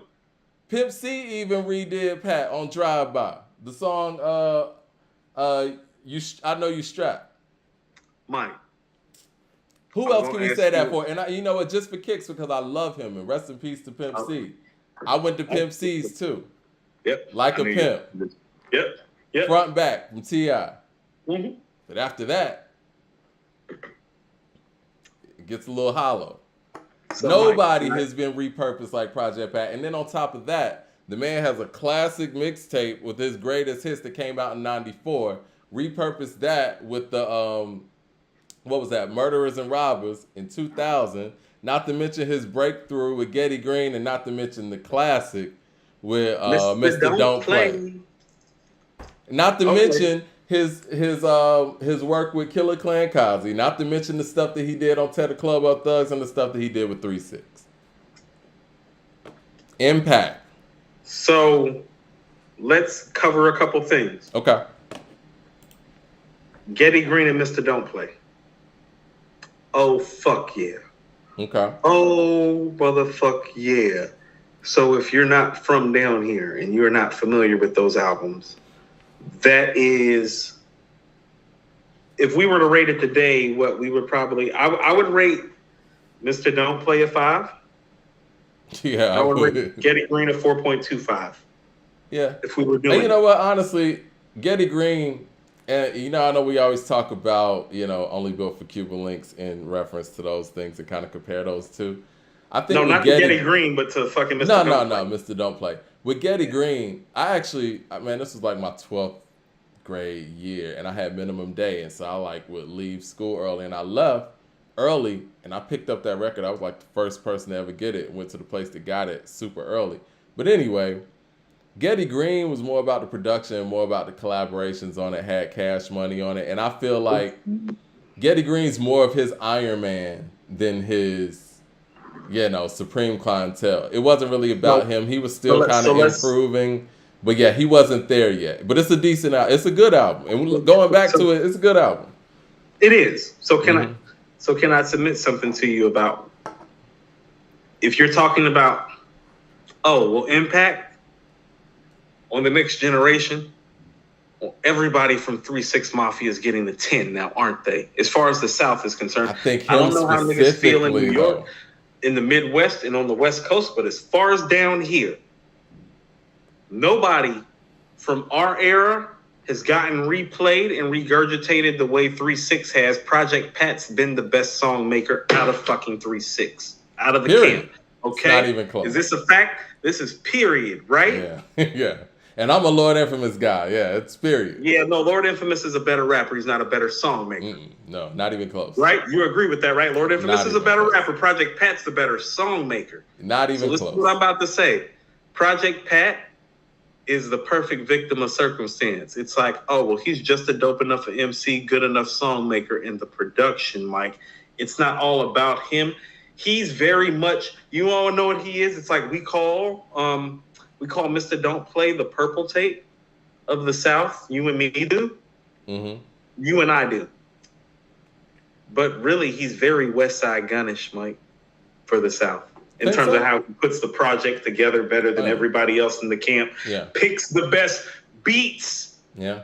To rap I think a lot of that Project too. Pat picks the best beats to rap over. And so putting him at number 10 is kind of putting like West Side at number 10. And it's like, no, I get what you're saying and I hear what you're saying, but it's really more 15 to 25 probably. I think you might be understating his skill set as a rapper too. I think that one of the reasons why he's able to pick such really good production from that great collective of producers is So because hold he on. has such a versatile style, and I think he's by far the best storyteller in that crew. You know what I mean? He is. But hold on, but Mike, but this is what I'm saying. He's the best MC in the lyrically weakest camp in the South, though. So you can't necessarily put him at 10 because, Mike, I don't think they're as lyrically weak as you do. Okay, so this is exactly what I'm about to ask. I think they're better rappers than... Hold on. There's no way in hell. First of all, he's not better than Pimp C, Bun B, 8 Ball, or MJG as an MC. He is not. If you want to say he makes albums better than all of them except for Pimp C, I'm okay with that. But don't tell me he's a better MC than any of those guys I just named. He's not better than Scarface on the mic. We know that. He's not better than Andre. He's not better than CeeLo on the mic. No. He's not better than T.I. on the mic. He's not better than Luda on the mic. He's not better than Push on the mic. He's not better than Cole on the mic. So just off of all of those things I named, he's outside the 10. Well, all right. If you want to put him, actually had most of those people ahead of him. If you want to put him at 12, even if you want to, Mike, if you want to put him at 11 or 12, a la Olajuwon or Durant, I'm okay with that. But okay, let me look at this list again. Let me look at my list again. Not top 10. Not Project Pat top 10. I can't do that. Who's got to move? Even when Mr. Don't Play, I can't do that. Who's got to move? Like you want Pimp C? Where's your list? Hold on. Let me pull up your list on my phone. Let me get to the super chats real quick while we're doing that. Darren you got CeeLo at 18. Did you put CeeLo at 18? Or Mike, are you high? Did I put CeeLo at 18? No, I put Ludacris at 18. Mike, you're still high. I put CeeLo at 15. Ludacris is a top 10 Southern MC, and I'm not a big Luda fan. Again, I got personal reason in relationships not to like Luda, actually. Like, it's like, no, Luda top 10. No, Luda's dope, man. Like I said, I feel like me and my boy Nate was like one of the first Luda fans before he even put down any records. I thought you were a bigger Luda fan than me. What are you doing? When he was doing freestyles for DJ Nab's intros and stuff. We go back, man. You know what I mean? You have Future at number 8. Future has to go, Mike. Okay, if you feel that way, I'll address that. Future and Project Pat got to go out your top 10. Darren Harris with the super chat says, Pusha T was disrespected last week by your audience severely. He suffers We're gonna talk about that. He suffers from man with no country syndrome. Too lyrical for the South and too Southern for New York. It's very interesting. Let me get to some of these other super chats and we'll go down. He's right. That's great. We need to get back to that. Yeah, we'll get back to that. Dumb It Down with the super chat says, listening to Minstrel Show, Chitlin Circuit, Charity, no good news. No news is good news, and Connected is a better catalog than anyone below the top 10. Y'all sleeping. Oh man, we got to get to the Fonte thing too. Eric Terrell says, run this town. Where did Jay get the flow? Project Pat. A lot of people have used Pat's flow too. Mad Max with the super chat says, that makes no sense. Cole sounds like a New York rapper. So the Pusha T no country syndrome is no Pusha T. Just doesn't have a Project Pat that gives you an experience. Ooh. All right, we're good. Okay. So hold on. Let's touch a couple of things if we may. Tell me where you want to go, Mike. One more super chat. Nas the Goat says, you can duck from the tech out the Escalade. Once I get the cheese on the road, then I must get paid. If you want to go against me, dog, bring your whole brigade. Come on, man. He's not West Side. I love West Side, man. But it's like, Pat shit hits you different, man. It does. Go listen to North. That shit hits. Like, it's not just the beat. Mike, first of all, West Side's a dope MC, and I'm tired of explaining. No, I love West Side. I love West Side. You know I do. Now, how about this? Okay, so here. Okay. Bruce Almighty says he's not better than MJG, Mike. I love MJG, man. He's not. But the material just doesn't match up. Let's just be real. At some point, we got to look at this catalog. This catalog looks different. We just got through talking about Missy and her catalog in relation to other people. I know Missy got the he howl stuff. She is not the lyricist that certain people are, but her catalog trumps that. This is too many influences. This is too many just people that people hold high that take from Pat for us to sit here and act like the music don't matter. No, listen to what I'm going to give you. This is off of your list without looking at my list because here's where you're right. A lot of the people who Pat is not as good as an MC. Well, he's a better song maker than, has better influence long term than, and has made better albums than. Music got legs. So hold on. So what I think, this is why I said maybe what we really need to do, because you got Pat at 10, is audit the people that you have ahead of him and the people that you have right behind him. Because for me personally, Mike, I feel like where he really is, you literally have 1, 2, 3. You have 5 people right behind him who I feel like should be ahead of him, and 2 people in front of him that I feel like he should maybe be in front of. And that would put him more 13, 14, 15-ish, which I think is more fair. So can we start at the top maybe? Because we agree at the top, Mike. We agree at the very, very top. Okay. Scarface is the best MC that ever came out of this region. Definitely. And I'm glad that everybody, you know what, and with that being said, I'm glad that for whatever reason that people picked up on our list, whether it be the whole Jeezy shade and all that, I'm glad that what people are seeing around the internet today is Scarface is the number one of the South. Yes. So, hold on. So can I tell you something? The thing that I'm most proud of, being part of According to Hip Hop Today, about your list going viral, is about Scarface getting the credit that he deserves for being the greatest MC that ever came out of this region. Straight up. And for me, it's not a fucking conversation. It's damn near like, Mike, it's almost like how I feel about Barry Bonds and Michael Jordan in relationship to him in the South. It's like, no, there's him, and then there's whoever you want to pick at number 2. I don't give a fuck how you feel about Wayne. And this is not disrespectful to Wayne. Go pull Wayne's best 3 albums up, okay? Go pull Faith's best 3 albums up. Then go pull Faith's next best 3 albums up. And then go pull Wayne's next 3 albums up. Mike, and then after that, guess what? Go pull up Faith's next 3 albums after that. And then go pull up Wayne's next 3 albums. Yeah. Go 9 albums deep with Wayne, and then go 9 albums deep with Scarface. I'll let niggas pick mixtape shit, and it's still not a conversation. So even if people feel like I'm being biased about Pusha T, and it's a Wayne thing, understand Wayne's catalog, album, mixtape wise, ain't touching Face's album catalog. Why we got Jay and Nas 1 and 2 on our list, or 2 and 1 respectively? Catalog. I mean, outside of their skills, but yeah, catalog is just trumping everything up. Because Mike, you come on here all the time and you're like, Rakim's the most skilled MC I ever heard. I'm like, yeah, he ain't fucking with Nas catalog or Jay catalog. Go. And every time you're like, you're right. And that's why that nigga be number 3 on the list. So when Face is pulling up on this list at number 1, I want you to understand this nigga got 9 like good to great albums. Nobody else out the South has a solo MC, has 5. And see, that's how I feel about the whole Project Pat and MJG thing. And I love, you know how I feel about MJG. It's not a conversation. Yeah. This nigga Bun B said when he heard The Diary, he realized the best he could ever be was second. That's Bun B talking about The Diary. Yeah. That shit came out when we were teenagers. That nigga done made like 3 or 4 classics since The Diary, Mike. Scarface and then he has The Diary, and The Diary's just better than anything Lil Wayne's ever made. I'm sorry. I think that's just a fact. Too. The Diary's just better than everything Wayne's ever made. I think I don't care how you feel. I don't care how you feel. The Diary's better than the Carter 2 if you prefer the Carter 2. If you prefer the Carter 1, the Diary's better than that. If you prefer the Carter 3, you can give me this hit shit with Wayne. That's the only thing you can give me with Wayne is the hits. Pusha T still bodied him, which in hip-hop is also why I have Nas over Jay, because it's like I always tell people, even when the catalog was comparable, I'd be like, well, who won the battle? That's fair. Ryan Gillen with the super chat says Paper Trail is highly underrated.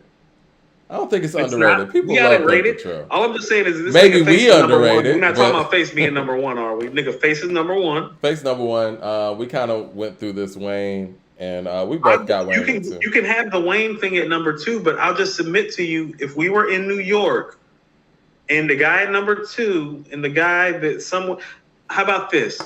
Let's say that you're not a Pusha T fan like we are, and you're not a fan of Daytona like we are, and you're not a Hell Hath No Fury fan like Coop is. And Pusha T is just an all-time great MC to you. And you have T.I. higher, and you have Wayne higher, and you have Big Boy higher, and you have Ross higher, and you have Andre higher. Let's say I can respect that. Who did who to what, Mike? Because part of Nas's legacy is what he did to Jay at Jay's peak. Pusha did not do now Story Added On and Infrared and even Exodus are not Ether. But Mike, I just gave you 3 diss records where he's openly taking shots at Baby, Wayne, Drake. Niggas have no smoke for that. How are you putting Wayne ahead of Push if we on some rap shit? If we on some rap shit, how you doing that? Like, I get if you talking about Wayne's a bigger star. Wayne's did this. No, I get that. But what the fuck did he do when this nigga stepped to him? Because this is rap and this is competitive sport. This is one of those places like tennis and golf where it's some one-on-one shit. And on the one-on-one, this nigga caught the fade, kept catching the fade, kept letting this nigga talk shit about him and really didn't do nothing about it. And all I'm saying is that when Jay said Nas don't want it with Hov, Nas came, bought his ass outside and was like, nah, nigga, I want it with you and I got you. When did Wayne ever do that when Push was like, come outside? Because he poked at this man so much and he never came outside. And that's my problem with it. It ain't even the fact that it's like, if you want to say Wayne catalog better, yeah. You want to say Wayne better, it's like, yeah. But he called that man outside so many times. And that man, he called that man outside. That man never came outside and really stepped to it. We get on Nas, and Nas stepped to Jay. Jay in his prime was as big as anybody had ever been since Rakim. And that nigga stepped to the carpet like, no, I'm Nas. When did Wayne ever step to the carpet to Push like, I'm Wayne and I'm not about to let this nigga do this to me? Did I miss something? Shout out to 007 in the room, man. 007's in here. He said, careful, Coop. Jay's catalog gets a little after his first 4/5 albums. People get exposed the deeper the body of work is. That's where Jay stumbles, being honest. No, I'm not talking about Jay. I'm just saying, Jay called Nas to the carpet. Nas responded. This nigga Push been dragging Wayne ass through the mud, Mike, since the fucking Re-Up Gang CD that came out right after Hell Hath No Fury. That's like 08. It's like the nigga keep talking shit about you and it's like, you ain't gonna do nothing, fam. Can I play devil's advocate? Hold on. Streets work for Jeezy, right? Street work for Jay? Like, why don't the streets work for Push then when it comes to Wayne? Why Jeezy get street cred? Why Jay get street cred? Why Push ain't getting the same look when he calling this nigga Wayne out and Wayne ain't stepping and doing nothing? Can I play devil's advocate? Play. Wayne's the biggest star in the world at the time. And some would say... Not the superior MC, though. I understand what you're saying. And I feel the same way. You know me, I'm a Pusha T fan. But some would say that if Wayne acknowledged somebody who wasn't on his fame level, this was Wayne selling 1 million in a week, then he's propelling Pusha T. That's why he didn't respond. So what I would tell you, if you were to tell me that, is that Wayne must have conveniently forgot where the fuck he came from the previous 12 years where that nigga never had it like that before. That's some really arrogant shit for him to do. For somebody to drop 500 Degrees and was literally third man on the totem pole after Juvenile and BG when Cash Money really had they run. So if you really want the truth, that's the mark of that nigga being arrogant and being flooded by fame because you didn't have it like that most of your career. I would say it's You made 500 Degrees, right? He made 500 Degrees around the time the Clips was making Lord Willin' and making Grinding. What was niggas in the streets playing, Mike? Was they playing Grinding or Win the Last Time, or was they playing that bullshit on 500 Degrees? Not the bullshit. You know what I didn't like about that bullshit. 500 Degrees. Now 500 Degrees had The Way of Life on there. It had Holla Back on there. That shit was cool. And I think it had that song Fuck You on there. Remember with the Big Timers? I remember being in the bounce when that was being played. Fuck You was cool. The rest of it some bullshit though. Weezy, like 500 Degrees ain't good. It's like a 3 out of 5. Well, Lord Willin', hold on. Put Lord Willin' up against 500 Degrees. Tell me, hold on. When Lil Wayne's rapping on 500 Degrees and Pusha T's rapping on Lord Willin', tell me who's the better MC. Oh no, I'm with you. Jay Short with the super chat says Pusha's the only artist on this list who got 3 classics, and Pusha's album that ain't classics or good. And his mixtapes are way better than Wayne's. Outside of Scarface, yes, that's why I put him at number 2. Because when I actually looked at the catalog, guess who has the best overall catalog outside of Scarface, in my opinion? I'm not mad at that. And he won the battle. And here's the thing about it. The catalog was between Pusha T and Wayne. And guess who I picked? I picked the nigga that was picking on the other nigga that never came outside to play, because that's how hip-hop works. I think we got to give Drake We got to give All of y'all Drake some pushing sort of Wayne. props. It's like, though. okay, but that's not how hip hop works. The nigga that's fucking rapping and battling and fucking checking the other nigga, and the other nigga not doing nothing, that's the nigga that gets put beneath. You know what? We got to give Drake credit for even stepping outside after Infrared, at least, right?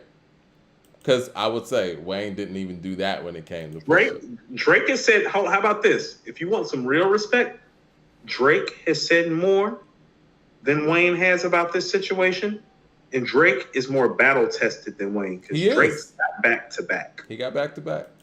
Jay Wayne don't have shit that's fucking with back to back on some diss record shit. We don't know Wayne if even have a diss record. How about this? We don't know if Wayne can make an Exodus, an Infrared, a Story of Adidon, a back to back. None of that. It's fair. So how the fuck is he ahead of Pusha T again?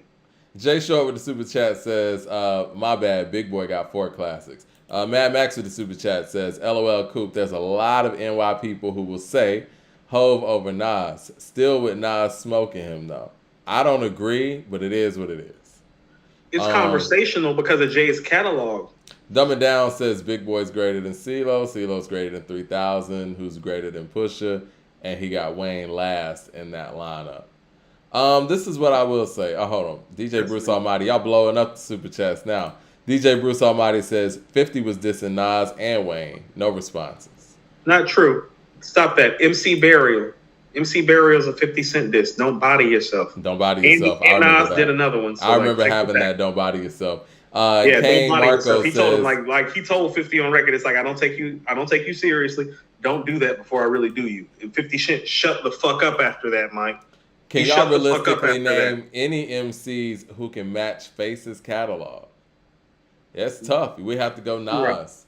Zero. Jay. Like right now, the catalog conversation goes Nas, Scarface, and/or Jay, depending on how you feeling. If you still want to put Jay ahead of Face, that's fine. And after that, it's like Ghostface, Common, Ice Cube. Common's got a great catalog. 007 says, as much as I love the music, the minute I find out someone else wrote for you, the way I look at your pen is different. And all that tops anything. All that top anything talk stops. Okay, so hold on. So questionable pen, right? So let's say this. We all know that Gilly wrote Carter 1, right? Allegedly. Is there any questionable pen around Pusha T? None. Does Pusha T have a classic rap album as a solo artist? He does. Does he have a classic mixtape? He does. He's talking about the Re-Up Gang stuff. He was a part of that. You got a classic group album? Yeah. Classic guest appearances like Runaway and So Appalled? Of course, man. His features are crazy. Classic singles like If You Know, You Know and Grinding? Of course. So explain to me if he's going at Wayne and Wayne's got questionable pen around one of his 3 best albums. Mm-hmm. It'd be different if the Carter 1 wasn't one of his 3 best albums. So how is Wayne ahead of Push again? And people telling me I'm being biased. It's like, nah, you're being a sucker. I think, and see, this is the way I approach this list, and maybe this is kind of what got me in trouble with this list. I approached this list from a Southern standpoint and what these artists mean to the Southern region as a whole, if that makes any sense, right? And I feel like, even though I feel like if we're talking like in a vacuum, I would say Pusha T in the long run has kind of outdone Wayne, in my opinion, my personal hip-hop opinion. But I think that Wayne means more to the South. And I think that the work that Wayne has put in the South and for different movements has meant more to the South. His name rings different bells than Pusha T's does. But and if we talk about like getting played in the South as a Southern artist, but part of that is a Cash Money deal. Listen to what I'm saying. Well, when Cash Money got that deal, who they put out? Juvenile, BG, Hot Boys, then Wayne.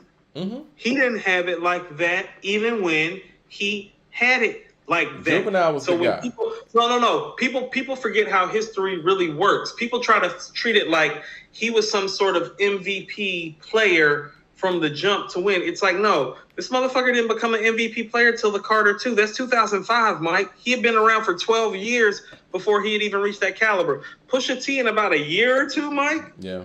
In about a year or two, not 12. Not 12 years like it took Wayne to reach a certain level. This is no disrespect. These are facts.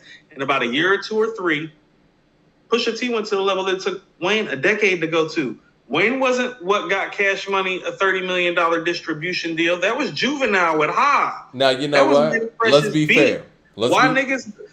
Mike, 500 Degrees was such a failure. That's part of why Gilly got bought in to help with the Carter one, because 500 Degrees is failed. There ain't no shit like that attached to Pusha's catalog. You know, I didn't like the matters. I didn't like the sentiment of 500 Degrees. It was a knock at Juvenile, and that 400 Degrees album made Cash Money. I think that he deserved more respect than that. But this is what I will say. 400 Degrees is still probably better than anything Wayne ever made, Mike. I agree. This is what I'm going to say. And I think that what you said is very, I think you're right. But what does that put T.I.?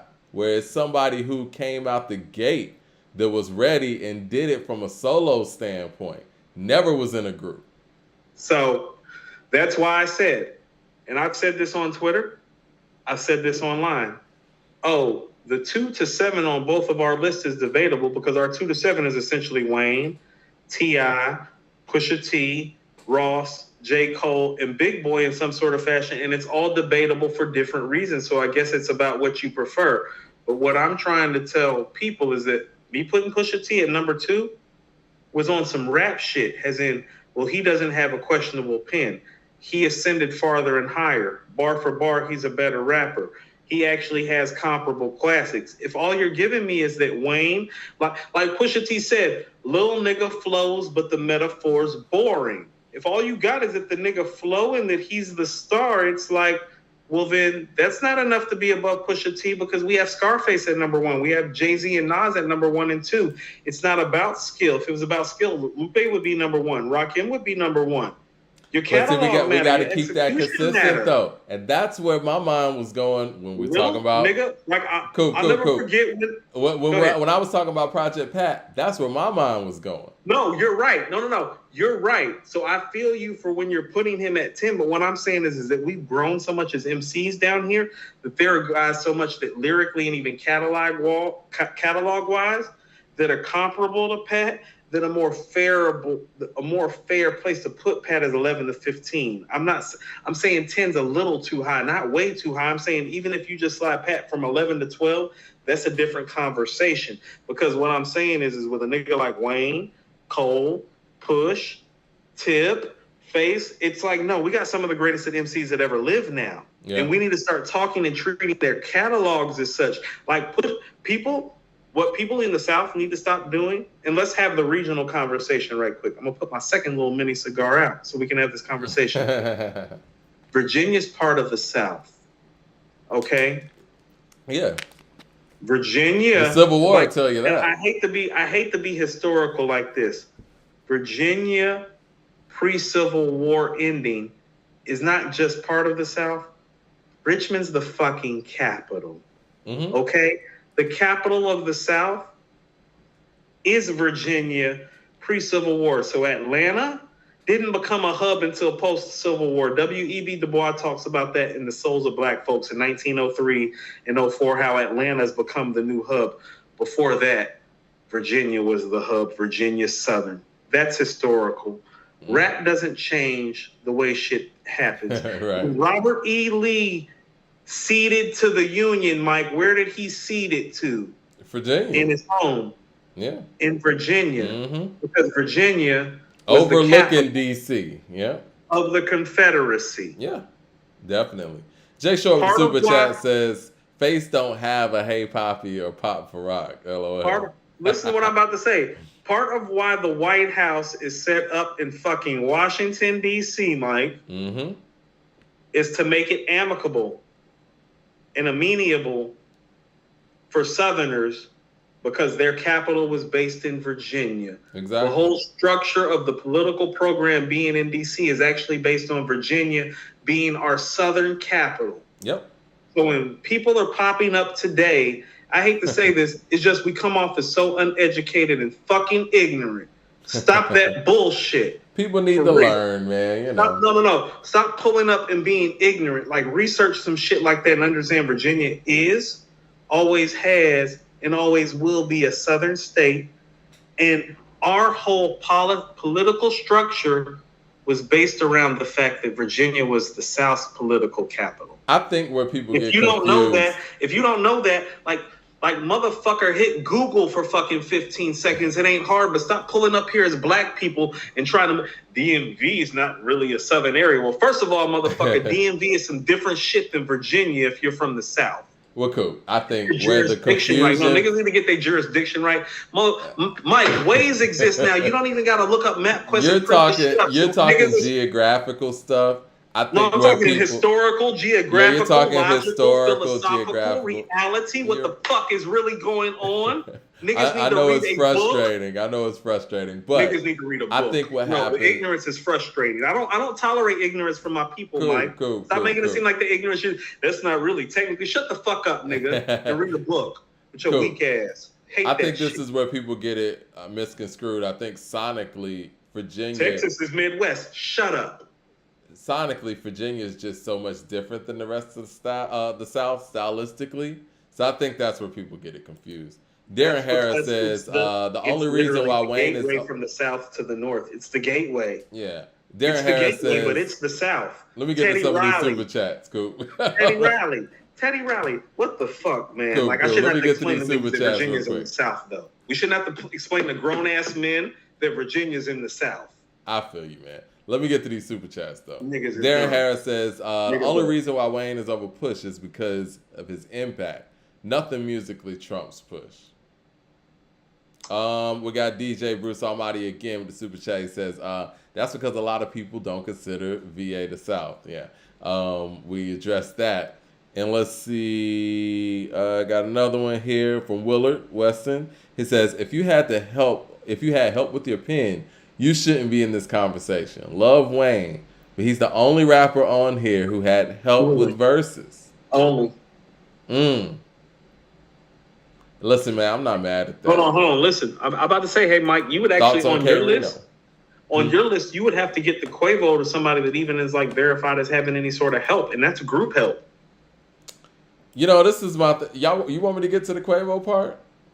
I do, but it's like I just want to finish this off. It's like people be like, Coop, you be pissed off, you like be heated. It's like, no, like it's not okay for my people to not understand geographically and historically where things are located. I require more of people. Yeah, I do. It's like if you don't understand that Virginia is Southern, like people are taking Pusha T's DMV comment and taking it too far. Like Pusha T is somebody that's trying to connect the area because he understands that being from Virginia was super hard from him because of how it was literally geographically and strategically located. So he's trying to help to connect the dots for rappers. They literally have a song called Virginia where his brother is talking about funny, the same place I'm making figures at, that be the same land they used to hang niggas at. Is that some East Coast shit or is that some Southern shit? Well, they hung Lord willing. They hung people in New York too. Yeah. Right. No, they hung niggas in New York. I'm New sorry, York had more slaves than any colony. Is lynching I hate to say this, is lynching something that's considered to be a Southern racist thing or an East Coast Northern racist thing? I think, and not to switch gears too much. Because Crispus Attucks got shot in the street in Boston. We hanging niggas in fucking North Carolina and Virginia at the same time. Hang. I think that sometimes racism gets pegged on the hang. Niggas hanging niggas down here. Niggas was up north working jobs as bankers and accountants and lawyers. W.E.B. Du Bois had graduated from Harvard University. They were still hanging niggas down here, Virginia Southern. I think racism and We're not gonna have this conversation no more for the people in the shade room. Everybody else pulling up Virginia Southern because they was hanging niggas down there when Northern niggas was up there getting degrees from Harvard. Niggas down here. No. Let's not do that. There was racism heavy. There's racism. Even East Coast people will tell you that Southern racism around that time is different. That's what I'm saying. No, they're still hanging niggas in Virginia. Motherfuckers are literally in Boston getting college degrees while niggas can't do shit in Virginia and are getting hung and they like, Pusha T's not from the South. Bitch, please. I'll get the East Coast hanging numbers for next episode. You know what? We're like 3 hours in and we just like in the top 5 You down to do an episode tomorrow, too? So we could I'm finish about to this say, up hold and on, really hold on, give hold it on, some real hold on, credence. hold on. What are we doing tomorrow? I think 'Cause I know tomorrow we need to kind of knock out the stuff that we didn't knock out today when it comes to this list, because we're getting somewhere, but at this point we're kind of like glossing through it, and we didn't even get to the Jay-Z and Kevin Hart interview either. I want to get to the Jay-Z and Kevin Hart interview, so we definitely need to do that tomorrow. But I still can we do like another 10, 15 Yeah, on we this? could do some more. I mean, Yeah, I know it's almost 9 because o'clock. I feel like we need already. I feel like we need to bring this to a little bit more appropriate like close. Am I No, wrong? no, for that's that? cool. Do you want to talk about T.I. next? Because I already see where you feel as far as the Wayne and Pusha T, and I think that's legit, right? I just don't know how we do that in any other region. Don't we put Pusha T ahead of Wayne for the things that we talked about though? The questionable pin, the battle thing. Yeah. Like, don't we put other guys ahead in other regions? Does impact So it's like matter? so my question to you would be, hold on. So here's what my question to you would be: it's not even a T.I. thing because you got Wayne, you got T.I. at 3, Pusha T at 4. So how about we take Wayne and Pusha T and slide them both down and say, well, do Cole and T.I. deserve to be above Pusha T and Wayne? Because I've gotten some of that too. I'm okay. Oh, Eric Terrell says, right. Coop, they hanging brothers in Central Park too. Facts. All right. So you're talking about moving. Okay, Central Park in like 1900 though had like Irish. Like they had so many. You get what I'm saying? They had so many different sections of. Okay, I don't even want to go there. Even Sesame Street is racist. Facts again. I don't even want to go there. All right. So Lil Wayne, you're saying move Pusha T and Wayne down and move Tip and Cole up. I got T.I. at 3. I mean, based on what people are saying, so based on what I'm saying, I don't know how we can have Wayne comfortably at 2 with questionable pen and losing a battle and not stepping out and doing a full battle song. When Drake, who's the inferior MC to Wayne, did so against Pusha T and Meek Mill, despite the results. People feel like we are not giving Cole his due. I've been pulling up on some of Cole's stuff. It is arguable that Cole or T.I. could be the second and third best MCs out this region, and we should slide Wayne and Pusha T down for various things because Pusha T doesn't have the star power of the hits. Wayne has the questionable pen and the Pusha T thing hanging over him. T.I. and Cole don't have those problems. Don't nobody want it with Cole, and T.I. done stepped to people and crushed them, and they both have catalogs, songs, singles, lyrically inclined, great mixtape stuff, great businessmen in terms of how they built out their rosters and people that they've put on. Wayne and Pusha T don't have that. So it's like, before we go, it's like, well, maybe we need to put Cole and Tip at 2 and 3. What and T.I. has over Wayne Cole. at 4 and 5. What T.I. has over Cole is the battle. Yeah. What Cole has over T.I. though is like IMC, like in a rock image sort of way at times. I think that T.I.'s had his moments. He has. Yeah. I'm talking to you. I don't know if Cole's had a whole song that's like, I'm talking to you, like from beginning to end. Yeah. So that's fair. So how about this? And not to mention, he's also had blurred lines like moments too. I don't know if Cole has those things. He has. So how about, first of all, Mike, can we address this whole Luda destroyed T.I. thing when Luda got to hear T.I.'s verse and T.I. went just straight in and did his verse and Luda had time to sit on T.I.'s verse.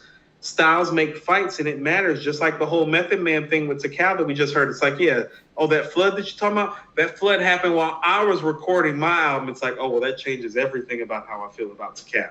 You understand? Because that's Method Man in his prime telling me, it's like, no, I'm the one that really lost the beats because I had first shot. That's different. I'm going to be honest, man. And you know, I'm a Luda fan and it might not sound like it from this episode, but I think that Blow It Out Your Ass is more impressive than that verse. I wasn't that impressed with that verse like that. Especially if you heard the record. I thought Tip swagged on the record, Mike. I'm with you. I thought Tip was swagged on the record. Like, me getting stomped out, that's ludicrous. Yeah. Like, when he said that, I think that's the strongest line on the record. Confident. Like, think about this. This is T.I. before T.I. I was like, this nigga sounds super confident, like he got it in the bag. 100 carats on my chest. I'm so true to this. And you know what? Everything that Luda said on that record was basically saying, I'm bigger than you. You know what I mean? Like, no. Hold on. How about this? Tip's verse, how about this? If you're down here, Mike, you know Tip's verse is a real verse that he put together. And Luda's verse is a response that he made just to keep up with all the fire shit that Tip was saying. Exactly. It's like he kind of put Luda on his heels, and it's like, yeah, nigga, keep up with this fire shit that I'm doing. Because think about how confident Tip is. Think about Tip is confident enough to drop that verse and just leave it hanging in the air like that. Luda wouldn't have done that around that time. It's like the Ripper Strikes Back in second round knockout. Everything on the Ripper Strikes Back is just an answer to everything, literally, on the second round knockout, which is cool, but I don't know, man. It's something about that original verse with Tip's like, you know, my name rang from Spain up to Cannonsville. Nigga, all you getting is Rodney Dangerfield. Yeah. No respect, I'm a vet. You can bet that. I caught some cases, but it's just a minor setback. The whole Rodney Dangerfield thing, I cracked up. I cracked up when he said the whole Rodney Dangerfield thing. Because, no, listen.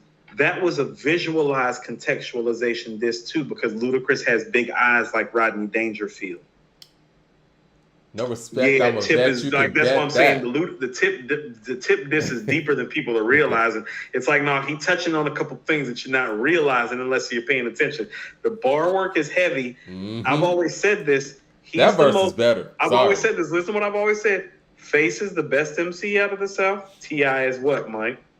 He's the most versatile. I'm cool if he's number two.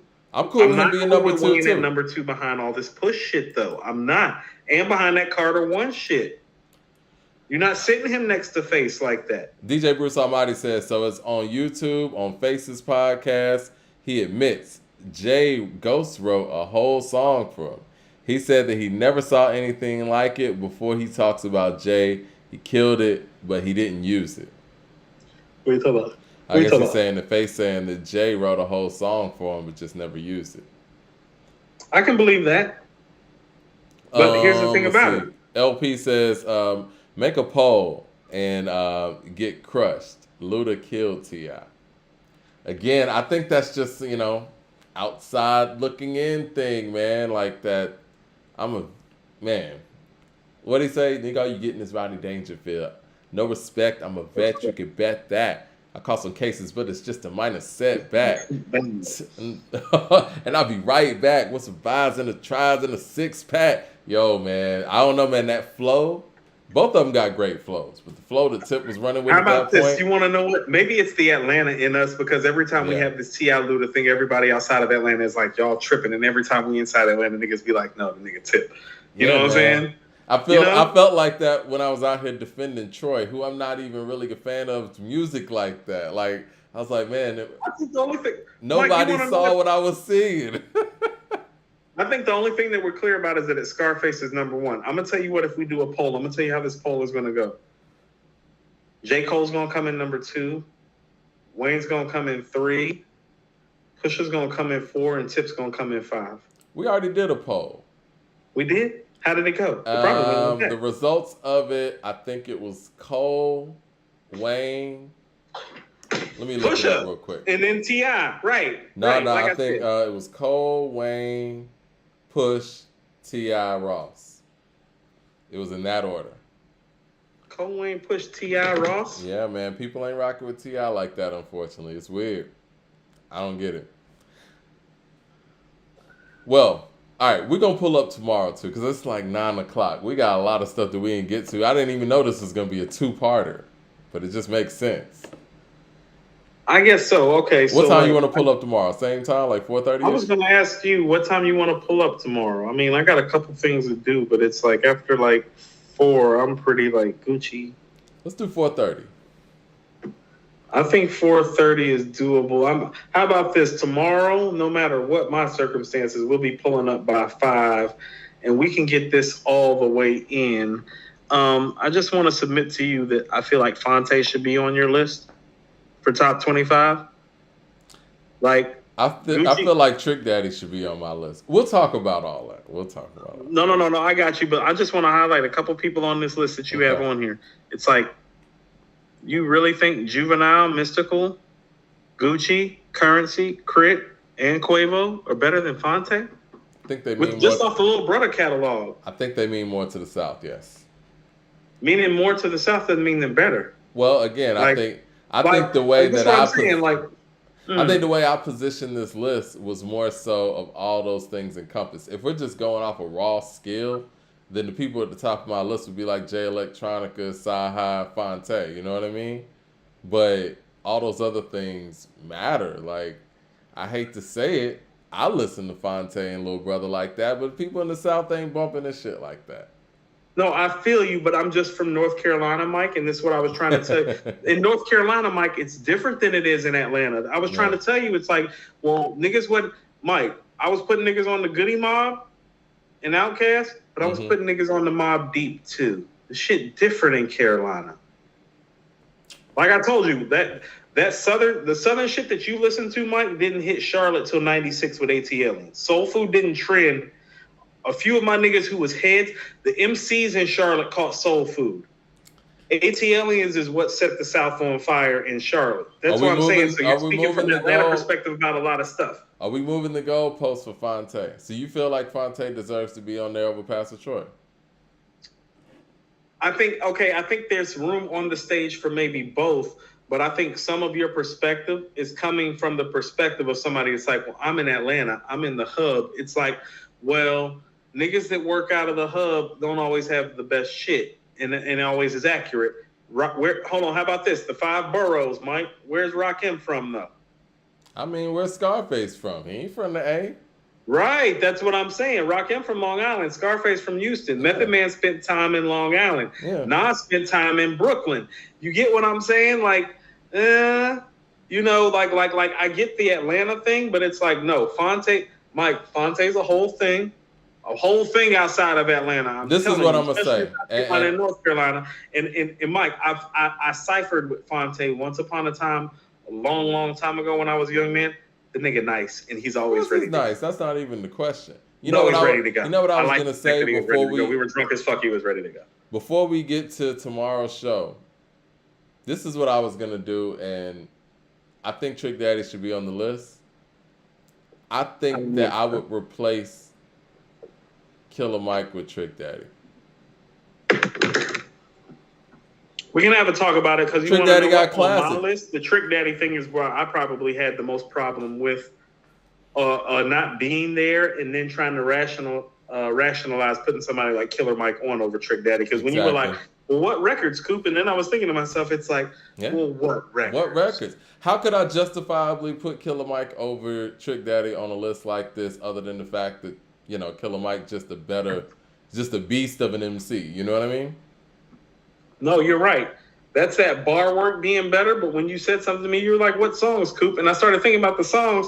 I'm thinking, them songs ain't fire enough for me to hit Mike back. Yeah. And you know what? Let's take it a step further. What songs that Outkast isn't associated with? That was another thing that kind of crossed my mind. Yeah. I'm not even gonna lie. LP with the super chat says, Mike, change your list to the most influential, not MC. But we do that when we do top MCs anyway. It's already kind of understood that influence is a big part of it. That's why LL's at the top of a lot of these lists. 007 says, Face Cold, T.I. Wayne, Mount Rushmore's at the South, 100. And we're about to get out of here. We're going to definitely see y'all tomorrow. Ryan Gillum says, lyrically, I'll put Big Crit over Quavo, but I don't know about putting him above Fonte. I had Crit above Quavo, right? How about this? I feel like here's what we should do. The people that are on your list and on my list are the people that we should slide into the top spaces. Because I think one fortunate thing, first of all, you and I are both different in this sense. And I've always liked this about you, even when we were younger. We're both Southern guys that listen to more East Coast and West Coast and Midwest stuff than most of the guys around us from the South. You know how local we got because we felt shut out. You know there are some niggas down here that don't listen to nothing but this Southern shit, man. You know that.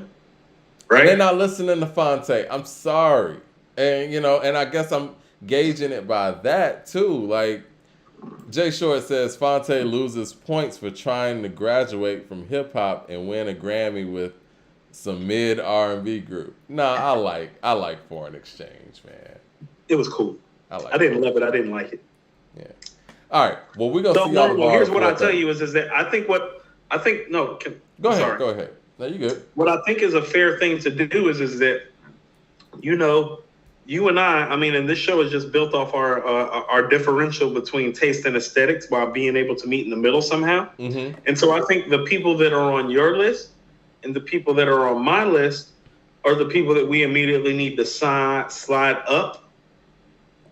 And then we need to have a discourse about where it's disconnected. Because I think with most of our lists that typically happen, Mike, you and me, even when every list that we make, Mike, it's usually we got half of the same thing, usually at least. Yeah. Because we're heads. And so if according to hip hop is for the people, well, we're kind of like the start of like the people and then flooding it out to the people. Well, we got to get our consensus together and then flood. So Fonte's on my list. But Fonte's not on your list. So here's what I'm going to tell people they need to be prepared for. When we put our list together, well, because Fonte's on my list and not on your list, well, Project Pat's going to be ranked higher because Project Pat's on my list too, even though I don't have him at number 10. I have him lower than Fonte on my list. But if we're putting your number 10, I think I got Pat at like 19. Well, I got Fonte at 16. If we were to go in the middle, that would put Pat slightly ahead of Fonte, and we would have to have the Fonte discussion. You feel me? There's no way I could justify Fonte being over Pat. I just can't do it. And I know, like I said, I know bar for bar, MC Mike, the minstrel show and the listening and his solo stuff, I think you were drastically disrespecting Fonte right now, though. And I'm not saying that on some North Carolina shit, because I've been more critical of J. Cole at times than you have. Mm-hmm. And can we finish up on some North Carolina shit right quick? Sure. I realized what your problem with Rhapsody was. The track Aaliyah came on today. Rhapsody's not a good beat picker either, Mike, and that's your problem. As far as female MCs goes, she doesn't get the beats that Armani gets, that Love gets, that Che gets, and that's the Griselda thing. But then I was going back and thinking about Dirty Harriet and even the beats that Lauryn Hill rapped to on Miseducation. Mm-hmm. It's a beat thing, too. Like that Lost Ones beat, that Final Hour beat. Great. Oh, them beats fire, Mike. It is. Them beats fire. Lost Ones, I still want to rap the Lost Ones. Like when Lost Ones drop, I start bobbing my head like on some, not on some like can't wait to hear Lauren rap shit, but like on I want to rap shit too. Right. Right.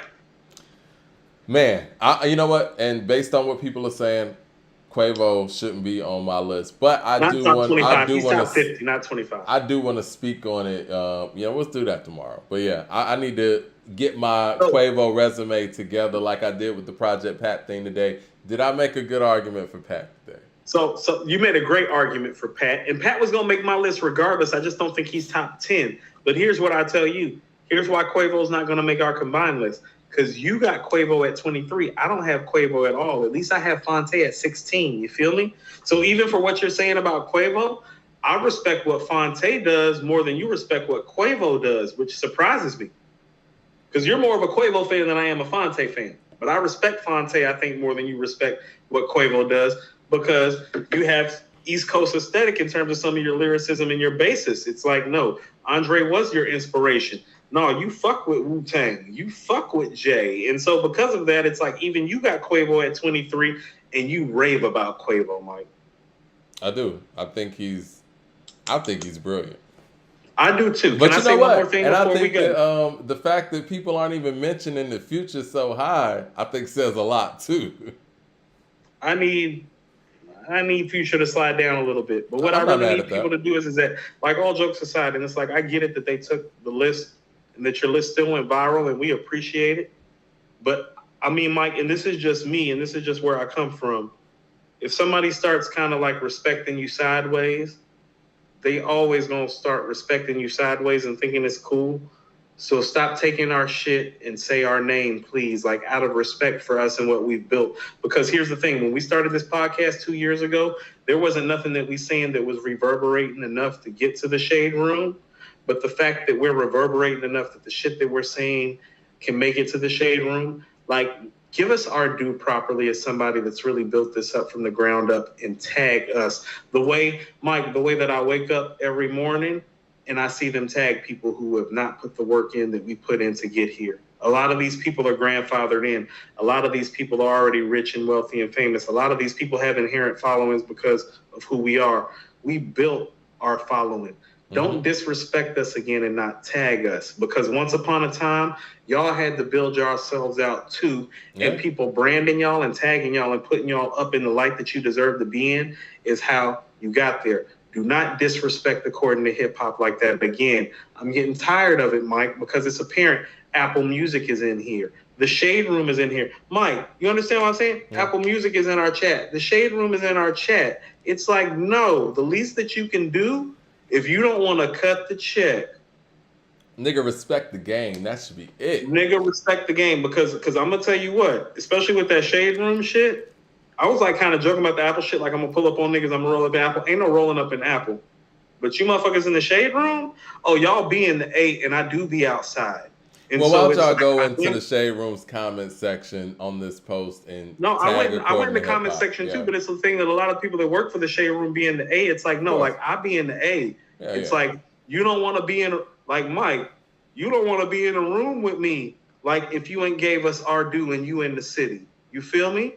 Like, you don't want to be in that room with me, so it's like, give us our due, because it's like, y'all be outside. It's like, no, I'll be outside. Like, I'm going to run into you.